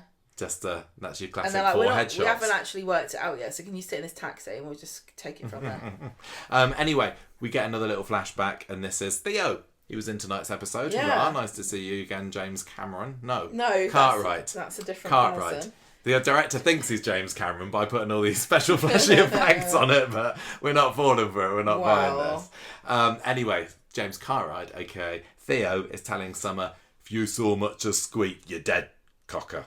You dead cocker. I mean it. Say nothing, or you'll be meeting Billy sooner than you think. Oh, that's a cruel thing to say. Were we supposed to know what he was referring to exactly then? Don't tell anyone. Was it a case of we don't know. tell anyone I was here? Don't tell anyone I killed Billy. Did she? He did already tell her that, didn't he? Because he was saying, "Oh, I remember him saying his prayers." Did she? We don't know why she's gone there. We don't know what conversation happened, do we? No, we're a little bit in the dark. We saw her go there on the night. We saw him saying, "Oh, this could be the end of summer."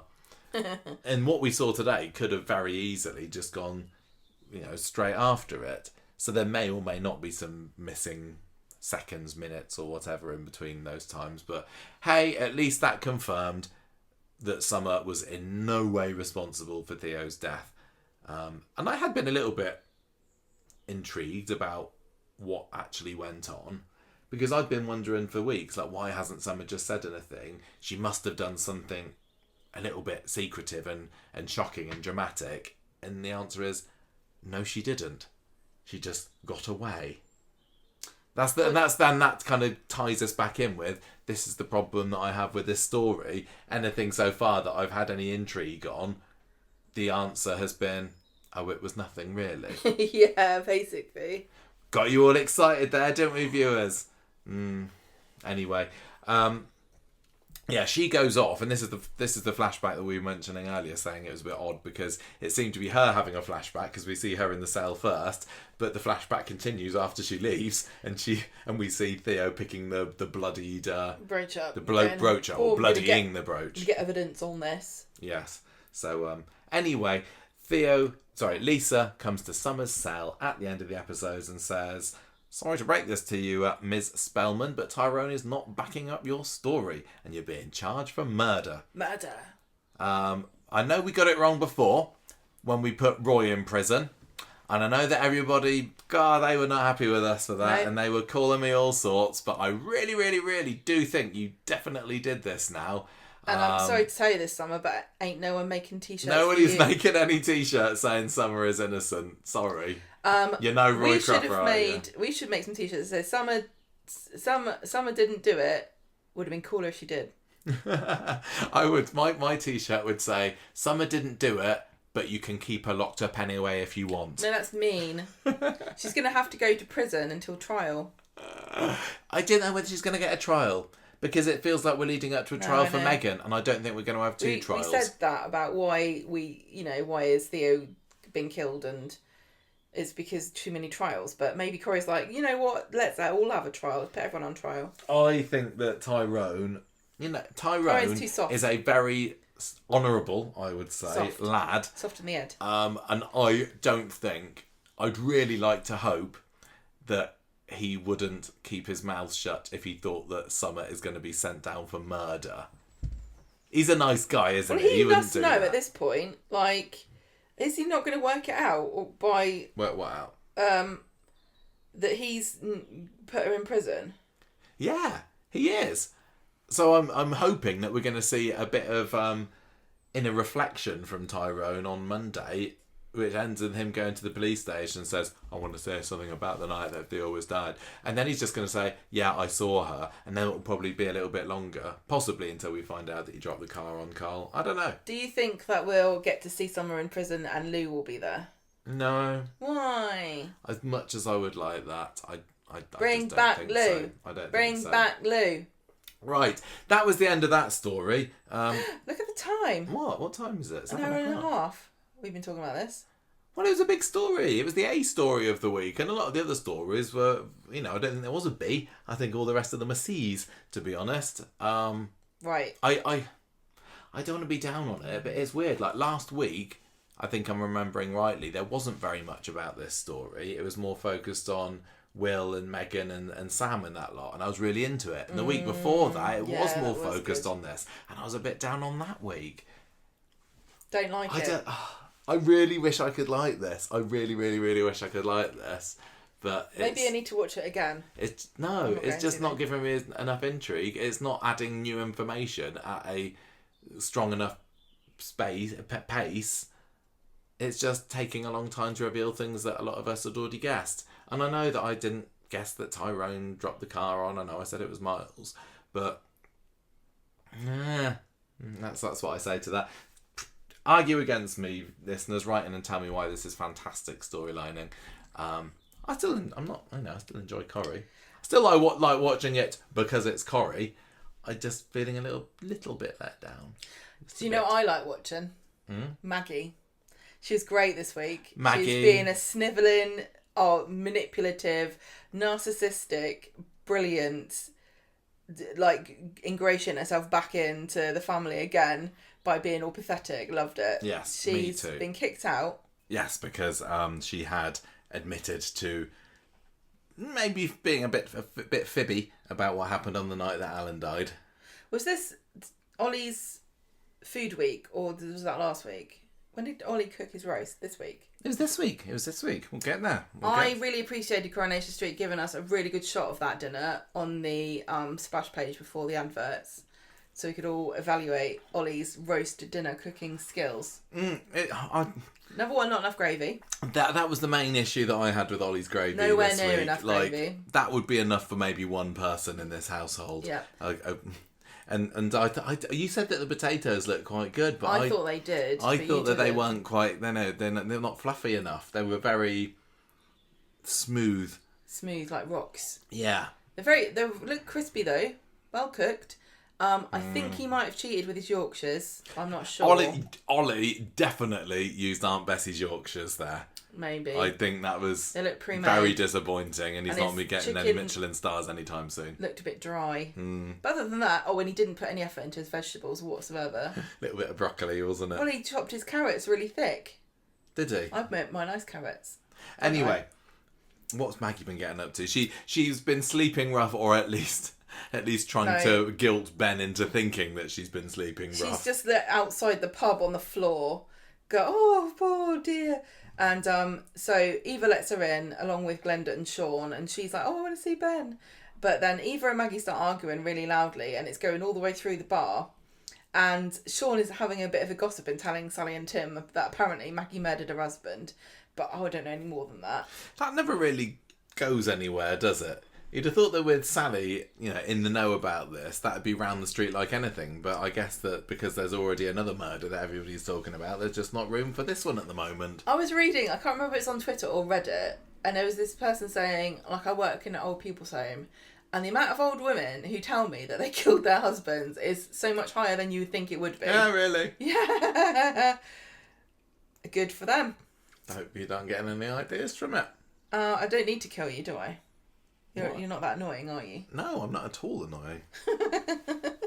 I just think it would be hilarious if it turned out all along, like we've been saying, men are clearly more violent than women. Look at these crime statistics, obviously. Women are just biding their time. Women are just waiting, wait till they're both old and the man can't do anything back and just poisons his oddly smooth roast potatoes. Anyway, Maggie's like, oh, drop dead Eva, and so that was kind of funny, I guess. I can't remember. They're still arguing, and Maggie's saying that she ended up in a flea pit sauna in the gay village, and Eva's like, no, she was slept above a flea pit sauna. She wasn't in the sauna last night. She didn't sleep in the sauna. She's pitting everybody off. She was down Canal Street, apparently. Eva's like, you were not there, you were at the Chariot Square. I recognise the tag on your bag or something. And then Maggie starts crying, and saying that she's telling Eva that she's been filling Ben's head with lies. And so they end up in that situation, and then Ben strolls into the bar and she sees it. Everyone's the bar. He strolls into the bar and everyone's giving him a weird look. And Glenda tells him that Eva and Maggie are having a massive argument, and he walks in, and this is one of my favourite bits of the whole week, to find Maggie nestled on Eva's bosom, sobbing pathetically. God, lucky Maggie, eh? Like a sad little waif. And Eva's there like, Mother Earth, kind of like all majestic, allowing her boob shelf that was a funny scene. to comfort Maggie. And he's like, what the hell is going on? Eva says, I think you've punished him enough, her enough. And he's still not in a forgiving mood, and he's really annoyed that Maggie has managed to manipulate Eva into feeling sorry for her again, and kicks her out, and Maggie's snivelling. Poor Maggie. Poor Maggie. You can come and nestle in my moobs, Maggie, if you want to. I feel sorry for you. At this point, bygones. Yeah, Ben's, I guess this is a new grudge, isn't it? He's only been holding this one for a couple of episodes, but... What's the dad's called? Alan. Alan's been dead for ages now. Get over it. Yeah. Yeah. So, on Tuesday, they're putting together this nice meal to celebrate the fact that, off-screen, the thing that we were all worried about, which is whether Ben had inherited the terrible... disease from myotonic dystrophy. Yeah, from Jim McDonald, his secret father, that would cause everybody in the family to drop dead immediately. It's fine. He's got it. He's okay. So they're having a roast. They're having a roast dinner on a Tuesday to celebrate. Why wouldn't you? We don't need a reason to have a roast dinner in this house, do we? No, we did have. Was it Tuesday or Wednesday? We had a nice Yorkshire pudding. Giant Yorkshire pudding. Right. So. They're in the clear, everyone's happy, but it turns out somebody, I can't remember who says this, but somebody decides to crap on everybody's happiness by saying, the police have phoned and Megan's been released. She's appealed and she's on bail. She's been told she can't come near us, but, the carrots aren't looking so nice anymore, are they? What did you think of that, about Megan being out? I was, a little bit disappointed, really. Why? I thought that, I was just kind of hoping she'd stay in there, and it feels a little bit neglectful of the police to let her out when she clearly did it. I wonder under what grounds. I suppose they let anyone out these days. They let Debbie out. If you're on bail, you haven't been convicted of anything. I always think it's weird when you're not allowed out. She's clearly a flight risk. She was going to go to France. What can you do? Do you think she just had to promise that she really, really wouldn't? I suppose they can confiscate a passport, can't they? But you better not buy a dinghy. If you go on one of them small boats the wrong way, we'll shoot you. Do you think as she left, they were like, just don't go near the Rovers return? I never would. And it's like, haha, I never said I wouldn't go down the precinct. The only other place that I ever meet up with Will. They don't know about that, do they? Anyway, she's out. I'm not bothered about this. She's out and she's on bail. And Eva's like, look, we can't do anything about this, Ben, but we can be nice to Will. And then if we try really hard, I know he's really annoying, really annoying and unlikable, but we can be nice to him. And we've also all forgotten he's got his exams, and he shouldn't really be having a Tuesday midweek roast at lunchtime. He should be doing He's going to be sitting in the exam the next day going, oh, bloody hell, man, bit bloated. What's in that chicken? A little bit too much broccoli yesterday. So. Oh, those smooth potatoes are just sitting in me like rocks. I just swallowed him whole. I panicked. I didn't know what to do. I just gulped him down. There wasn't enough gravy to wash him down with. Is that why he didn't do his PE exam today? He was just like... When you run, you can hear him rattling. Constipated or something, I don't know. Anyway, Ben's fine with this, but then you don't need to do an exam in PE. It's not a proper subject, is it? I'm not going to say anything. Okay. Maggie turns up and Ben's annoyed, and because Ollie's invited her. So Maggie's trying to make all this pleasant small talk over dinner, and I really have appreciated the wardrobe department gradually easing Maggie back into glam over these few weeks since a heart attack, because everyone knows it's not appropriate to wear business casual after a heart attack. So he's completely fuming. He's not having this, but she's like trying to bring up Megan, and they all kind of look at each other up and down until Ben has to reveal to Will and Maggie who didn't know this, that Megan is no longer in prison. And Maggie's like, she's never gonna, you can't touch you, and even if she tries, she's gonna have to go through me. And then Ben says, guess what, everyone? Maggie killed my dad. Shock. So she would kill somebody. Yeah. She would kill Ben, your Megan. temper is just going to get the better of you, innit? And I felt sorry for Ollie because he did try to make a nice dinner here. I just want to be part of this story. Why can't you let me And now do you're anything, taking Dad? over it with your massive family revelations. It's just what happened when I made that Christmas dinner last year. Yeah, every time he makes a nice dinner, there's some kind of family drama and nobody appreciates Ollie's cooking. Yeah, I know. Those potatoes were a cry for help. I think they were. I think they were. I think they went uneaten. Maybe they had them cold or heated up the next day, though. It's all right. Bubble and squeak. So Maggie's like, look, Ben, Alan fell down the stairs and that's it. And we had to an argument. And Ben says, no, you pushed him. And Why has Ben decided that now? He hasn't spoken to Finley. Finley's not even like, you would have thought he'd say, I spoke to my brother. And he says he definitely remembers what definitely happened. Yeah, he's just decided for himself, hasn't Wouldn't you phone Finley up and go, what the hell have you been playing at? Why didn't you tell me that Dad was killed by Mum? Yeah. All this time. So anyway, Maggie huffs off and then Ben storms out into the bar drinking and everyone's left there. Ollie's like, no one's going to eat this now. That's typical. I'm glad I didn't make more gravy now. Yeah. It's foresight, wasn't it? And they're all like, oh, I wonder if she did kill him. And Will's like, well, she is capable. Oh, yes. Interesting I'd forgotten about comment. that. Yeah, because Will saw at the top Maggie and Megan at the top of the stairs. I mean, it's not evidence, is it? It's not evidence that she did said, it. I'll push someone downstairs if I want to. But Maggie said, I've done it before, but I don't think that Will heard that. No, I don't think he did. I don't remember. No. So Eva then finds Ben sipping whiskey out the back and says, I understand that you want to punish Maggie, but you can't wallow in this. Will is the important one now. Go and have a word with him. Right. So we don't see that because it's boring. So on Thursday, Maggie's still sad, having a little sad sit in a cafe. But she's got some nice strong tea. Yeah, that you can Nina's stand a made spoon her. up in it. Yeah. She's like, that's how I like it. Tim is walking around on the street and not going to do a poo, Kirk, so don't worry about it. Sees Will and invites him for a coffee.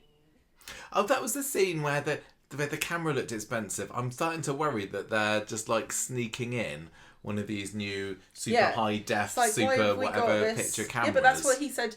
Ian McLeod said they bought them to use them to make it look like Netflix. It stands out. It just looks stupid. Weird. It's like, why do we need this expensive camera so that we can have a poo joke?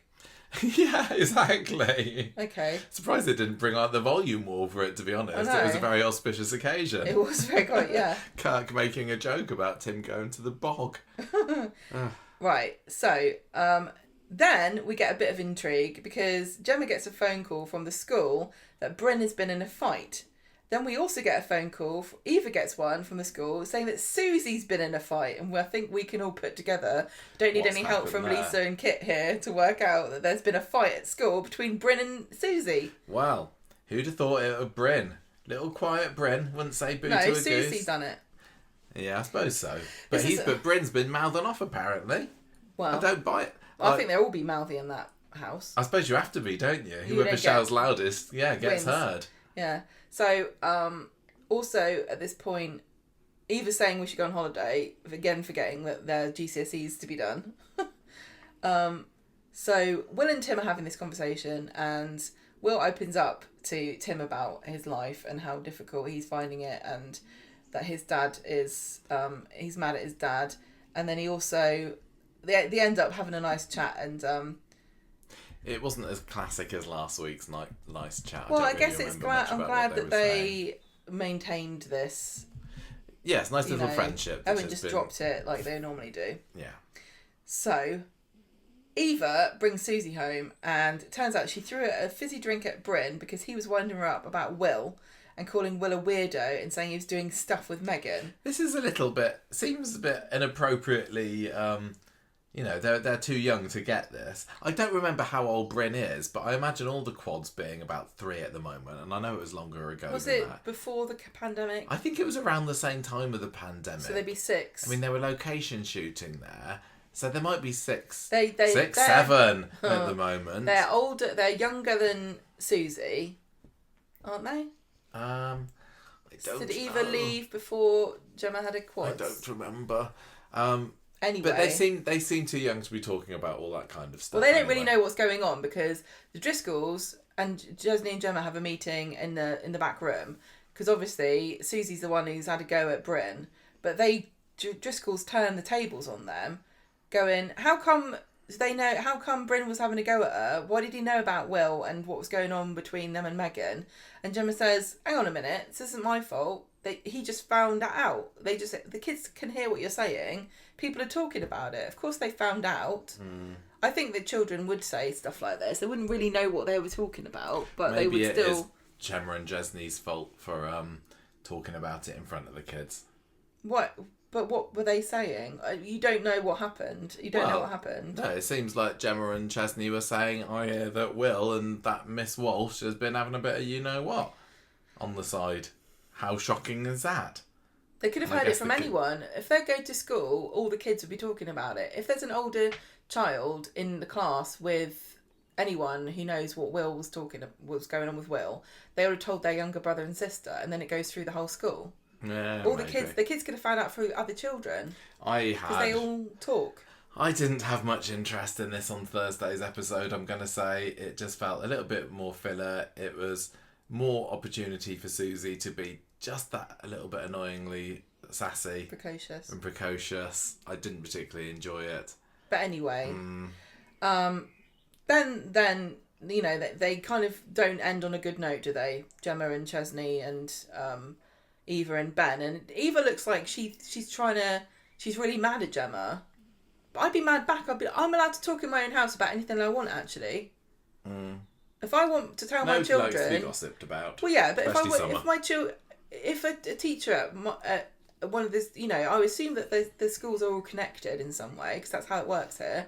You have feeder schools that go into bigger schools, right? I do believe that Bessie Street and Weatherfield High are connected in some way. Yeah, if I'm going to tell my kid, I'm going to use this experience as a learning thing and say and just remind my children, if a teacher makes you uncomfortable, if any adult makes you feel uncomfortable, it doesn't matter whether they're, you know, a teacher or somebody or a doctor or anything, if you feel bad and they do something to you that you find strange or weird, come and tell me. What if it's a deaf lady that traps you inside a community centre? That's fine. That's cultural. But you know what I mean? That was issues are raising. It would be sort of negligent of a parent who is living in this situation to not use this opportunity to educate their children on making sure that they know there are certain parts of your body that nobody's allowed to touch, etc., etc. It's called the pants rule, Gemma. I don't know anything about it. Pantosaurus. What do you mean Pantosaurus? I won't say it now. I'll let our listeners look that up. Pantosaurus. Don't Google it. You'll probably get in trouble. That's how you do it. So, yeah, I wouldn't have Eva tell me what I'm allowed to talk to my child about. Actually, thank you very much. I wouldn't be cowed by that. Especially not Gemma. No, they look quite worried. And I think that Eva's pulling a bit of rank here because obviously she's trying to intimidate Gemma because she's her boss. Yeah, the fact that Gemma is staff. You're not pulling this on me. I can talk to my kid about whatever I want. It's not my fault what happened to your kid. Anyway. So, Ben says to Tim, thanks for talking to Will earlier. Will even came and said he was sorry to me about being cross, but I can't remember why he was cross. He's just always miserable. He dropped him off at the police. That's a joke. No, that was Tim. That's ages ago. Maggie and Susie come in, and Maggie says, I found Susie on a bench in Victoria Gardens. You need to keep an eye on her. And then Will comes and sits with Susie in the back room, and they talk about what happened. And, yeah, so this is when, you know, Will's actually finally having a heart-to-heart with her, and... Again. Susie... No, because he wasn't telling her about Megan. No, he wasn't telling Susie about it. He wouldn't tell Susie about it. This is just another nice little brother and sister scene, wasn't it? But then he tells her about Susie, and you said again. I said, no, this is the first time they've talked about Susie, because she says you and Megan.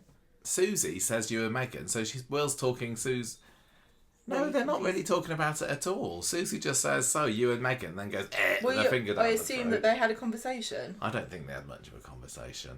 You should have just punched her in the face. That's what you do for your little sister, don't you? Punch her in the face. Maybe. No, don't do that. That's violent. And yeah, I don't really know what. Everyone's back to normal. I don't know. But on Friday, Will's still got issues, hasn't he? Because he hasn't been to his PE exam. Friday, Ben gets a call saying he hasn't turned up for his PE exam, And we've got no idea whether he's good at it or not. How are we supposed to know if he's good at PE? He can run quite fast, can't he? What, you think that there would be extenuating circumstances, like he was in the athletics group or whatever? Like, no, he needs to come and do... And I think in order to get a GCSE, you've got to do more than just say, I'm a member of the school's athletics I can run really club. fast. My PE teacher thought I was really, really good. I can throw a ball.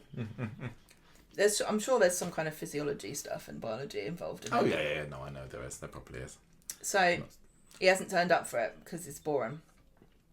Bethany, nobody goes, oh, what have you got your maths, your English and your science and your PE GCSEs? Some people find PE exams and qualifications very important. My cousin Becca, she's a PE teacher. She's a PE. My cousin is a PE teacher. She is a PE teacher. She is. She is. She knows. She's a bloody good one as well. She's told great. me you really do need to do you your need PE to stop GCSEs. being so down on PE teachers. Yeah. I've just got, issues and bad memories of PE time when I was at Lots school. of people were traumatised by PE, but I think your cousin would be a very good PE teacher. I'm sure she would. I think a bad trauma. I think that there are some particular, and I think all subjects. If you get a bad teacher, it puts you off for life. It really does. Yeah, geography. But for there's me some as like well. real Mrs. Ingram. That there are some like culturally stressful topics. Like I think maths is one that's really easy to put, especially girls off, because girls just think they can't do maths, because society tells them that they can't do it.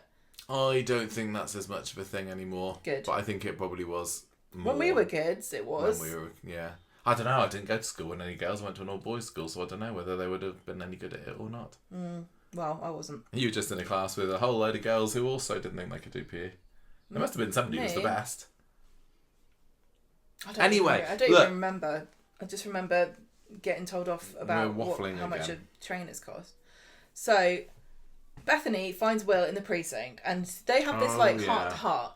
He's not gone to this exam, and she's like trying to connect with him, like, oh, I was groomed. I had a grooming story. How isn't it great? Isn't it great when you get British Soap Awards and NTAs for grooming stories? What's that, Will? You haven't got one? They cancelled the Soap Awards when you were having a big story. They literally didn't want to give you a soap award for your grooming story. That sucks. Well, sorry. Maybe you weren't as good as me. Everyone said my grooming storyline was the best thing of 2017. You couldn't win. You couldn't win against me. So if we had a head-to-head, I'd still win. So that's not what she said.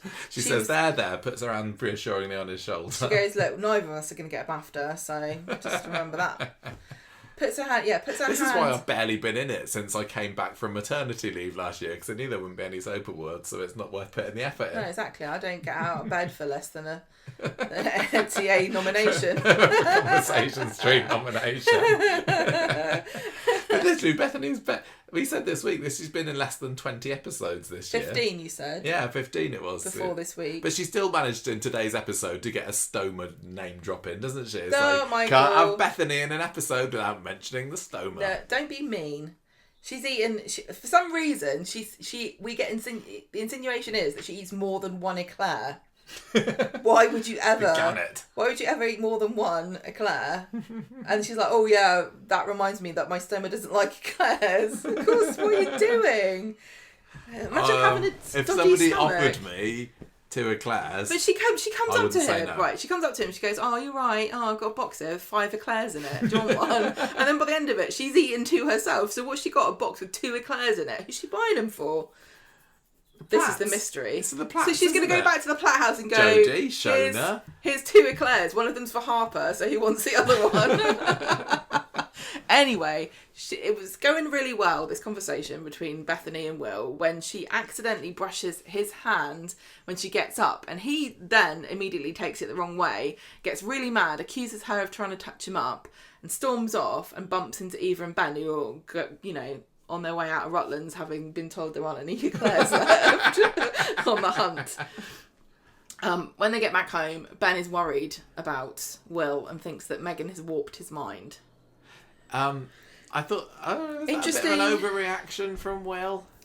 This was very interesting. I don't know. he would be oversensitive. He would, but when And also, when don't he did forget, that, I was like, oh no. There's a big similarity in appearance and age between Bethany and Megan. I know. I always forget that Bethany is actually A grown little up. bit older and she's not 16 anymore. I know. I have trouble with that with some of them. I know. It's like literally some of them don't feel they've ever grown up. Yeah, when Will reacted in that way, I must admit, I was like, oh, I have enjoyed this story. I don't know, Megan's trial's coming up. I'm kind of ready for it to be over now. I don't need Will suffering any long-term trauma. This is what I always say, isn't it? I don't want people suffering long-term trauma after having their various soap awards winning storylines. It's no fun. It's no fun. This needs to be a story about Will kind of rising and just being a bit more cheerful again. At least he's had a couple of smiley scenes this week, hasn't he? Right, Jodie's story this week then, everybody. I'm plowing straight through to this one. What happened with this week? Cassie has a go at Jodie, doesn't she? This was a very funny. This was Cassie standing outside the streetcars having a go at anybody you walk past, including Jodie, and says, you gave the boys a load of sweets last week, and Jodie's like, yeah, so what if I did? So anyway, does anything happen with that? What?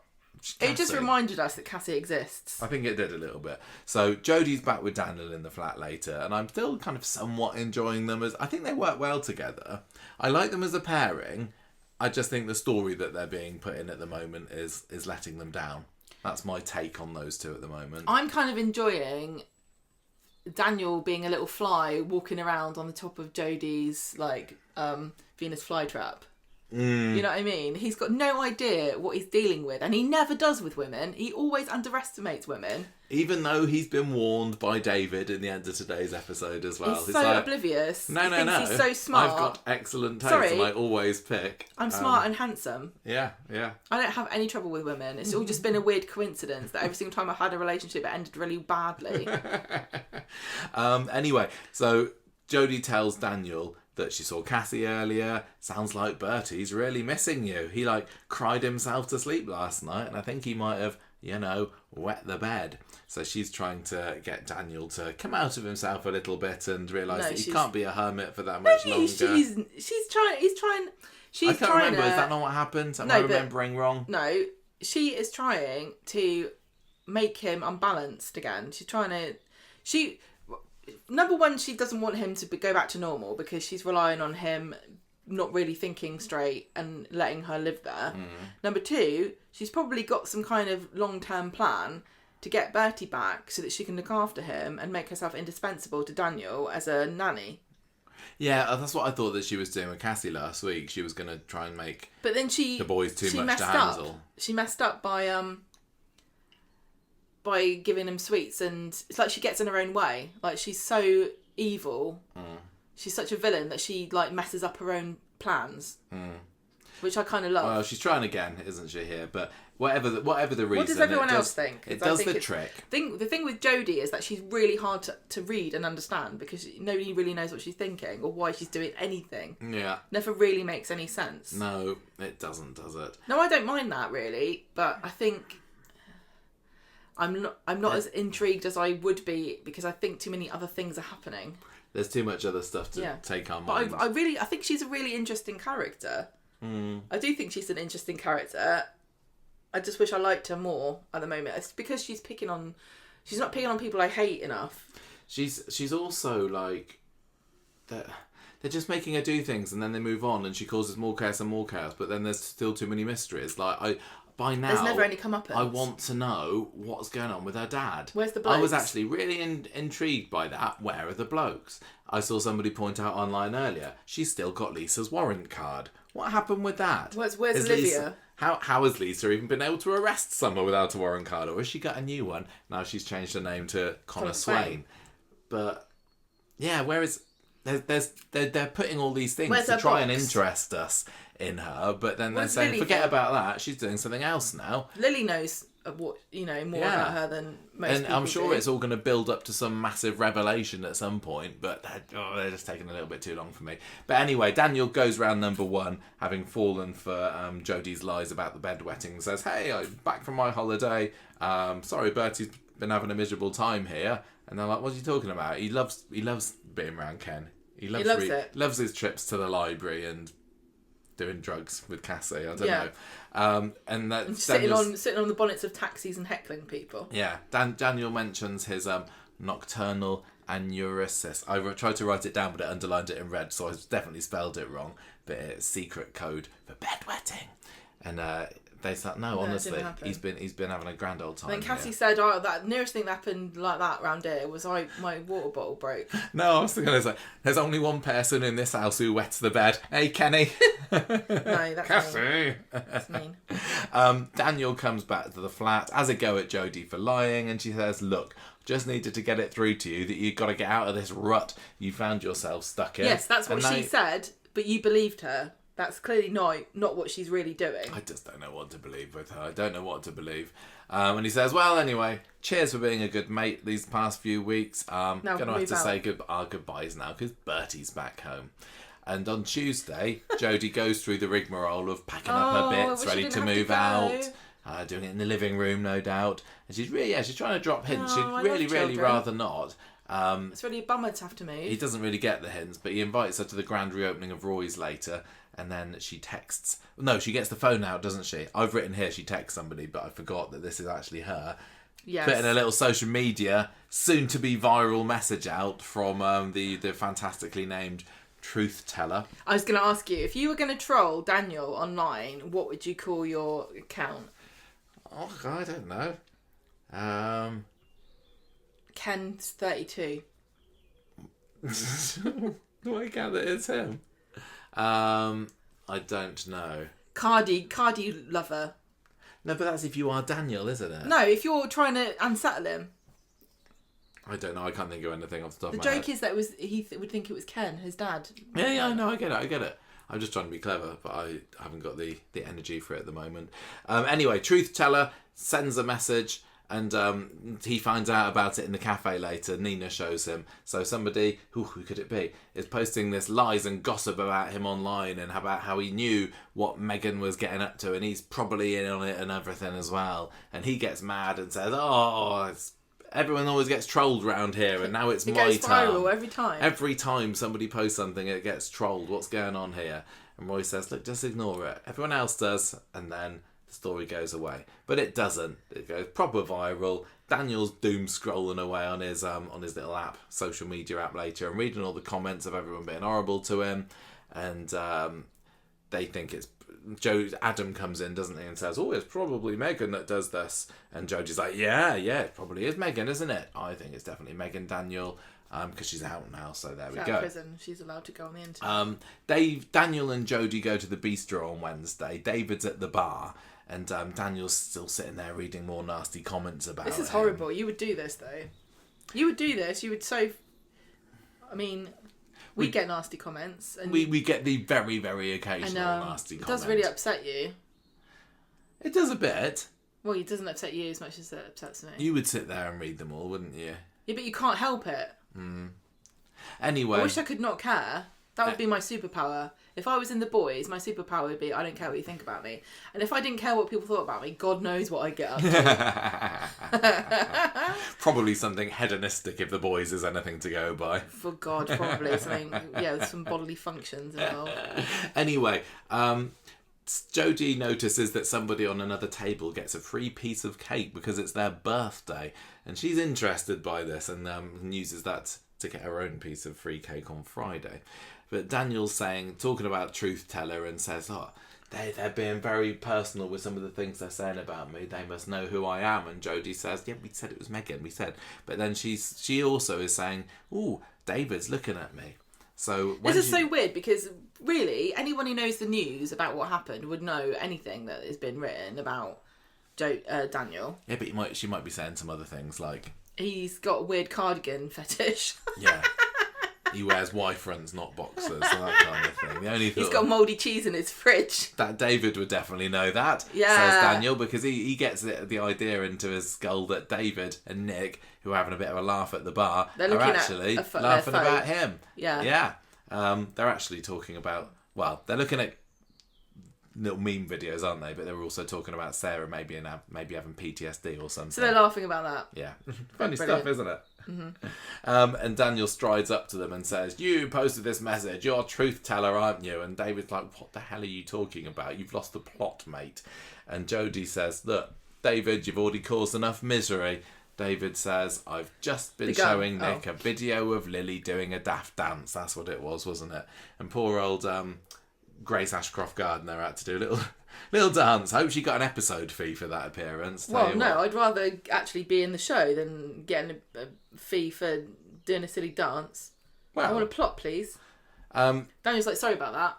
Yeah, sorry, I got the wrong... Well, he apologises on Friday, doesn't he? He goes home later, he's had a bit of a walk, and Jodie says, "Look, he feels just bad. Stop trying to find out who owns this account, because what good can come from knowing that I'm that somebody is truth teller?" And he's like, "Yeah, fair enough." And she's like, "Brilliant. Just going to post as truth teller on social media. Just going to put another little slag off post for you. Definitely isn't me." You forget to mention that she feels like her plan is working, because she says, "Oh, you seem really upset. I'll stay. I won't go look at a flat. Oh, yes. And I'll make you dinner because you're upset." Yes, that's right. And he's like, "Oh, good idea." Friday, we just have Daniel apologising to Nick. Jonah, why not? Why not Jonah? Jodie trying to get a free birthday cake and a glass of fizz at the bistro by pretending it's her birthday. Nick doesn't know when Jodie's birthday is. Fair play to him. I suppose there's no reason he should know. It's in December and she was only in the programme from January. But what are the chances that as soon as they're singing happy birthday to her, who should walk into the bistro but Jodie? Oh, bugger. Shona. And David. They've only just been here. Yeah. Back again. Anyway. And then and Shona says, "It's not your birthday. What you on about?" And Jodie's like, "Well, God, just defrauding your just a joke. Brother-in-law. Just trying to get a free bit of cake."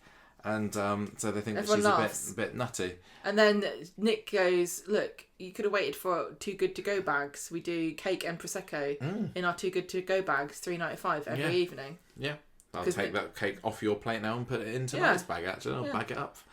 David then spends a little bit of time trying to warn Daniel that he really, really shouldn't be hanging around Jodie because she's a bit of a psycho. And Daniel's saying, "Well, look, you're only saying that because I know what you two got up to." Because he's fallen for Jodie's lies. And as smart as he is, David's just finds it hilarious, doesn't he? David kind of glad that he's not. He's assuaged his own conscience that what little he has of it. He's like, "Well, I warned you. I told you not to do it." He's like... Because obviously he's got this massive history with Daniel. There's so many weird things that have happened between these two. Most of it to do with, Max. Yeah. And so he said, "Don't mind it. I've told you she's crazy. I'm going to enjoy watching you crash and burn. Crash and burn with her." Exactly. So that's that with that story. Again, it was somewhat interesting, but c'est la vie. Right. Lastly, we have got the couple of scenes, Gemma, with lovely Sam and creepy Roy. Creepy Cropper. Can I quickly tell you cafe. what you do in a PE exam? So GCSE PE exams, right? You get. Do you have to do the bleep test? No. You get 2 written theory papers, which make up 60% of your grade. Paper 1 is applied anatomy and physiology, which is the biology of sports, like cardiovascular, respiratory systems, bones and joints, blah, blah, blah, training methods. Then paper 2 is socio-cultural influences, sports psychology, and health and well-being, which is the mental... That's quite clever, actually. This sounds fascinating. And it's to do with, like, goal setting, effects of diet and drugs, media influence, and how to prevent injury. Then 30% of it is your physical skills assessed in 3 different sports. 1 has to be a team sport, so football, netball, rugby. 1 must be an individual sport, like athletics or swimming. And the 3rd can be either. And you're marked on your core skills and isolated drills and your overall tactics and performance during a match or competition. There we go. And then there's 10% of the grade is coursework, where you analyse your own or someone else's performance to identify weaknesses and then design a personal exercise programme. I love that. Well, there you go. It's not too late to do a GCSE and PE yourself, Gemma. Well, it is too late for Will. He's missed one of the exams. I wonder which one he missed. 60, so he's missed 30% of his grade. Well. Anyway, Creepy Cropper on Monday. Roy, decoy Roy, comes up to Sam, wanted to know I love this. He was eating chips, wasn't he? That's Yes. how you know it wasn't the real Roy, because he was eating Never chips out of a eat cone. chips. He would never do this. So he's like, when are you going to strike out against people? And Sam's like, well, I can't do anything bad, can I? I'm a goody two-shoes. Can you just leave me alone? And then Leanne walks up to him, and this is when we see he's alone again. It wasn't actually Roy, Sam looks wasn't over it? to the side and Roy isn't there. But he Sam looks- still hasn't quite got the hang of it, He has looks a bit confused, like he's not quite sure what happened. Then on Tuesday, this is when it's the reveal of Roy's roles, which is exactly the same, and they're pretty underwhelmed, but Roy and Nina are thrilled. This is just exactly Fizz what and happened. Chesney are brought in, aren't they? This is exactly what happened with the Rovers when Jenny and Jenny and Johnny's story, at changed least a they little made bit. out that they were going to change it. They were making fun and saying, oh yeah, we're going to give it a whole new makeover, but no, it's the same. Roy would never. Roy has got a new picture of a train. A mallard. Is the steam engine world speed record holder. Mm-hmm. Are you glad that they didn't change the cafe, or are you similar to the internet people who were saying they should have used it as an opportunity for a bit of a facelift? I don't think Roy would ever change it. I don't see why you would. Exactly. I think it's. I know it looks weird to some people, but that just means you haven't been to a greasy spoon. I think it's very convenient that Coronation Street don't have to design a new set for it. But, fair play to Corrie. They are not, when they need to design new interior sets, they will, won't they? They will occasionally push the boat out and give us new places. Of some of the places in like Emmerdale that look like quite cool and bijou and like. But no, this is very Roy. I can't remember who it was was it Chesney saying, "Oh Roy, you should have used a colour," and Roy's like, "This is a colour." He's keeping it Conversation Street orange, isn't he? Well, it is. Yeah, he's doing it as a tribute to us.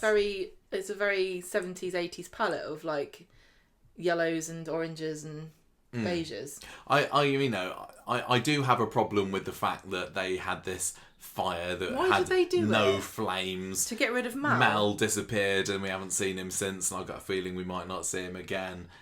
I've got a problem with all of that side of things. I've got a problem with the fact that the upstairs was apparently gutted.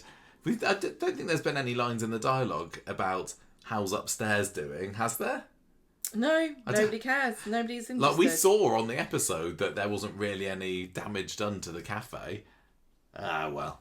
Oh, wow. Doesn't bother me. And then you got the scene with Sam and Roy, 'cause Sam comes in, doesn't he? Sam goes to the cafe to play chess with Roy, and he makes this mention that Roy is the only person I can trust. Yeah. And Roy doesn't, that doesn't ring alarm bells, really. He says it in a It's just knowing to us. way, doesn't he? He's like, you're the Yeah. only one I can trust, aren't you, Roy? Wink, wink. And Roy's like, Yeah. yes. What of it? So this is, I don't know what's going to happen here, because it's another case of surely Sam realises he's hallucinating him. Right? He No. saw him disappear. When he got off the bench at the end of last Friday's episode, he must have known that Roy wasn't there. Or did he just disappear to us, but he was still sitting there for Sam? I don't know. All I'm saying is, this week's Coronation Street would have been a million times better had Evil Roy been in every episode, and I'm kind of worried that we're not going to see much of it. But at least, we got a bit on Monday, so I live in hope. But yeah, more Sam, I say. See, I've been saying for ages that he's suffering from symptoms, side effects from his abusing medication, the Ritalin or whatever off-brand Yeah. he used. But really, those don't seem to linger that much. So I'm wondering According to what you've read. Yeah, I'm wondering if he's starting to develop schizophrenia.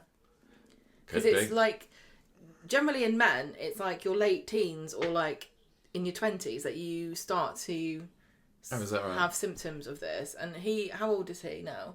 He is 15 years old. I think he's a bit young. But it's not out of the question. And, as horrible and cynical as it is to say, Coronation Street probably would get a lot of mileage out of a character who had schizophrenia. That sounds like an issue story waiting to happen. Yeah, I mean, clearly people who are suffering from this don't really need it to be sensationalised more than it already is. But if Coronation Street thinks that they can kind of use it to raise awareness or like teach people, because I think it's really, really badly understood what schizophrenia is, but I also think that it would be sensationalised incredibly, and you know, whoever came in as a new producer wouldn't be able to help themselves, going, I know what to do, we'll make Sam go off his medication.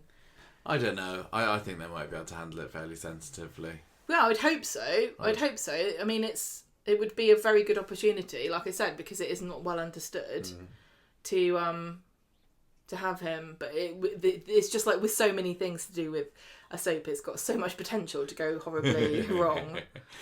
Anyway, that was this week in Coronation Street. Sorry for being a bit down on it. I, as always, look forward to next week's Coronation Street with hope and optimism, and I very rarely will go into Who's a week... optimism? What? You're looking forward to next week with hope and optimism. Oh, I get it. Not the character of hope.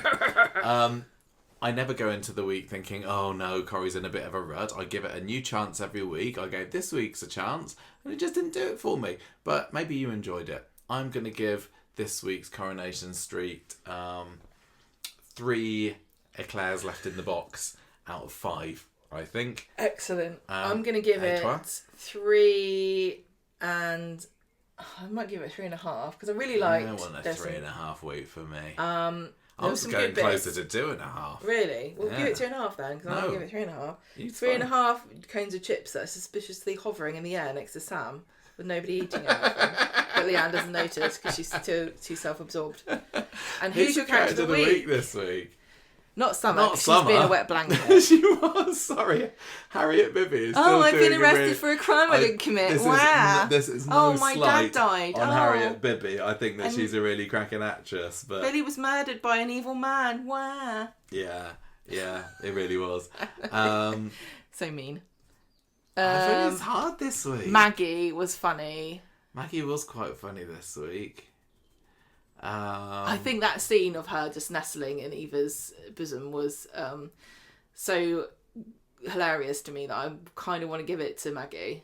I can't give it to Eva because I think she's being too much of a bitch to Gemma about the fact that she can't control what her children listen to or talk about at school. I'm kind of leaning maybe more towards Christina, partly as she's a default good egg character, but I am actually a bit intrigued about what she's getting up to. And I know she wasn't a major player this week, but I can't give it to George because that's a bit controversial this week, isn't it? Like, should he have done it or shouldn't he? Todd's only been a kind of a bit player in this story. Don't want to give it to Lisa. Can't give it to Kit because he's been in Wales. So yeah, I think I'm going to go Christina this week. So Christina for me, Maggie for you? Yes. Fair enough. Right. Hooray! That is it for this week's Street Talk. Thank you, everybody.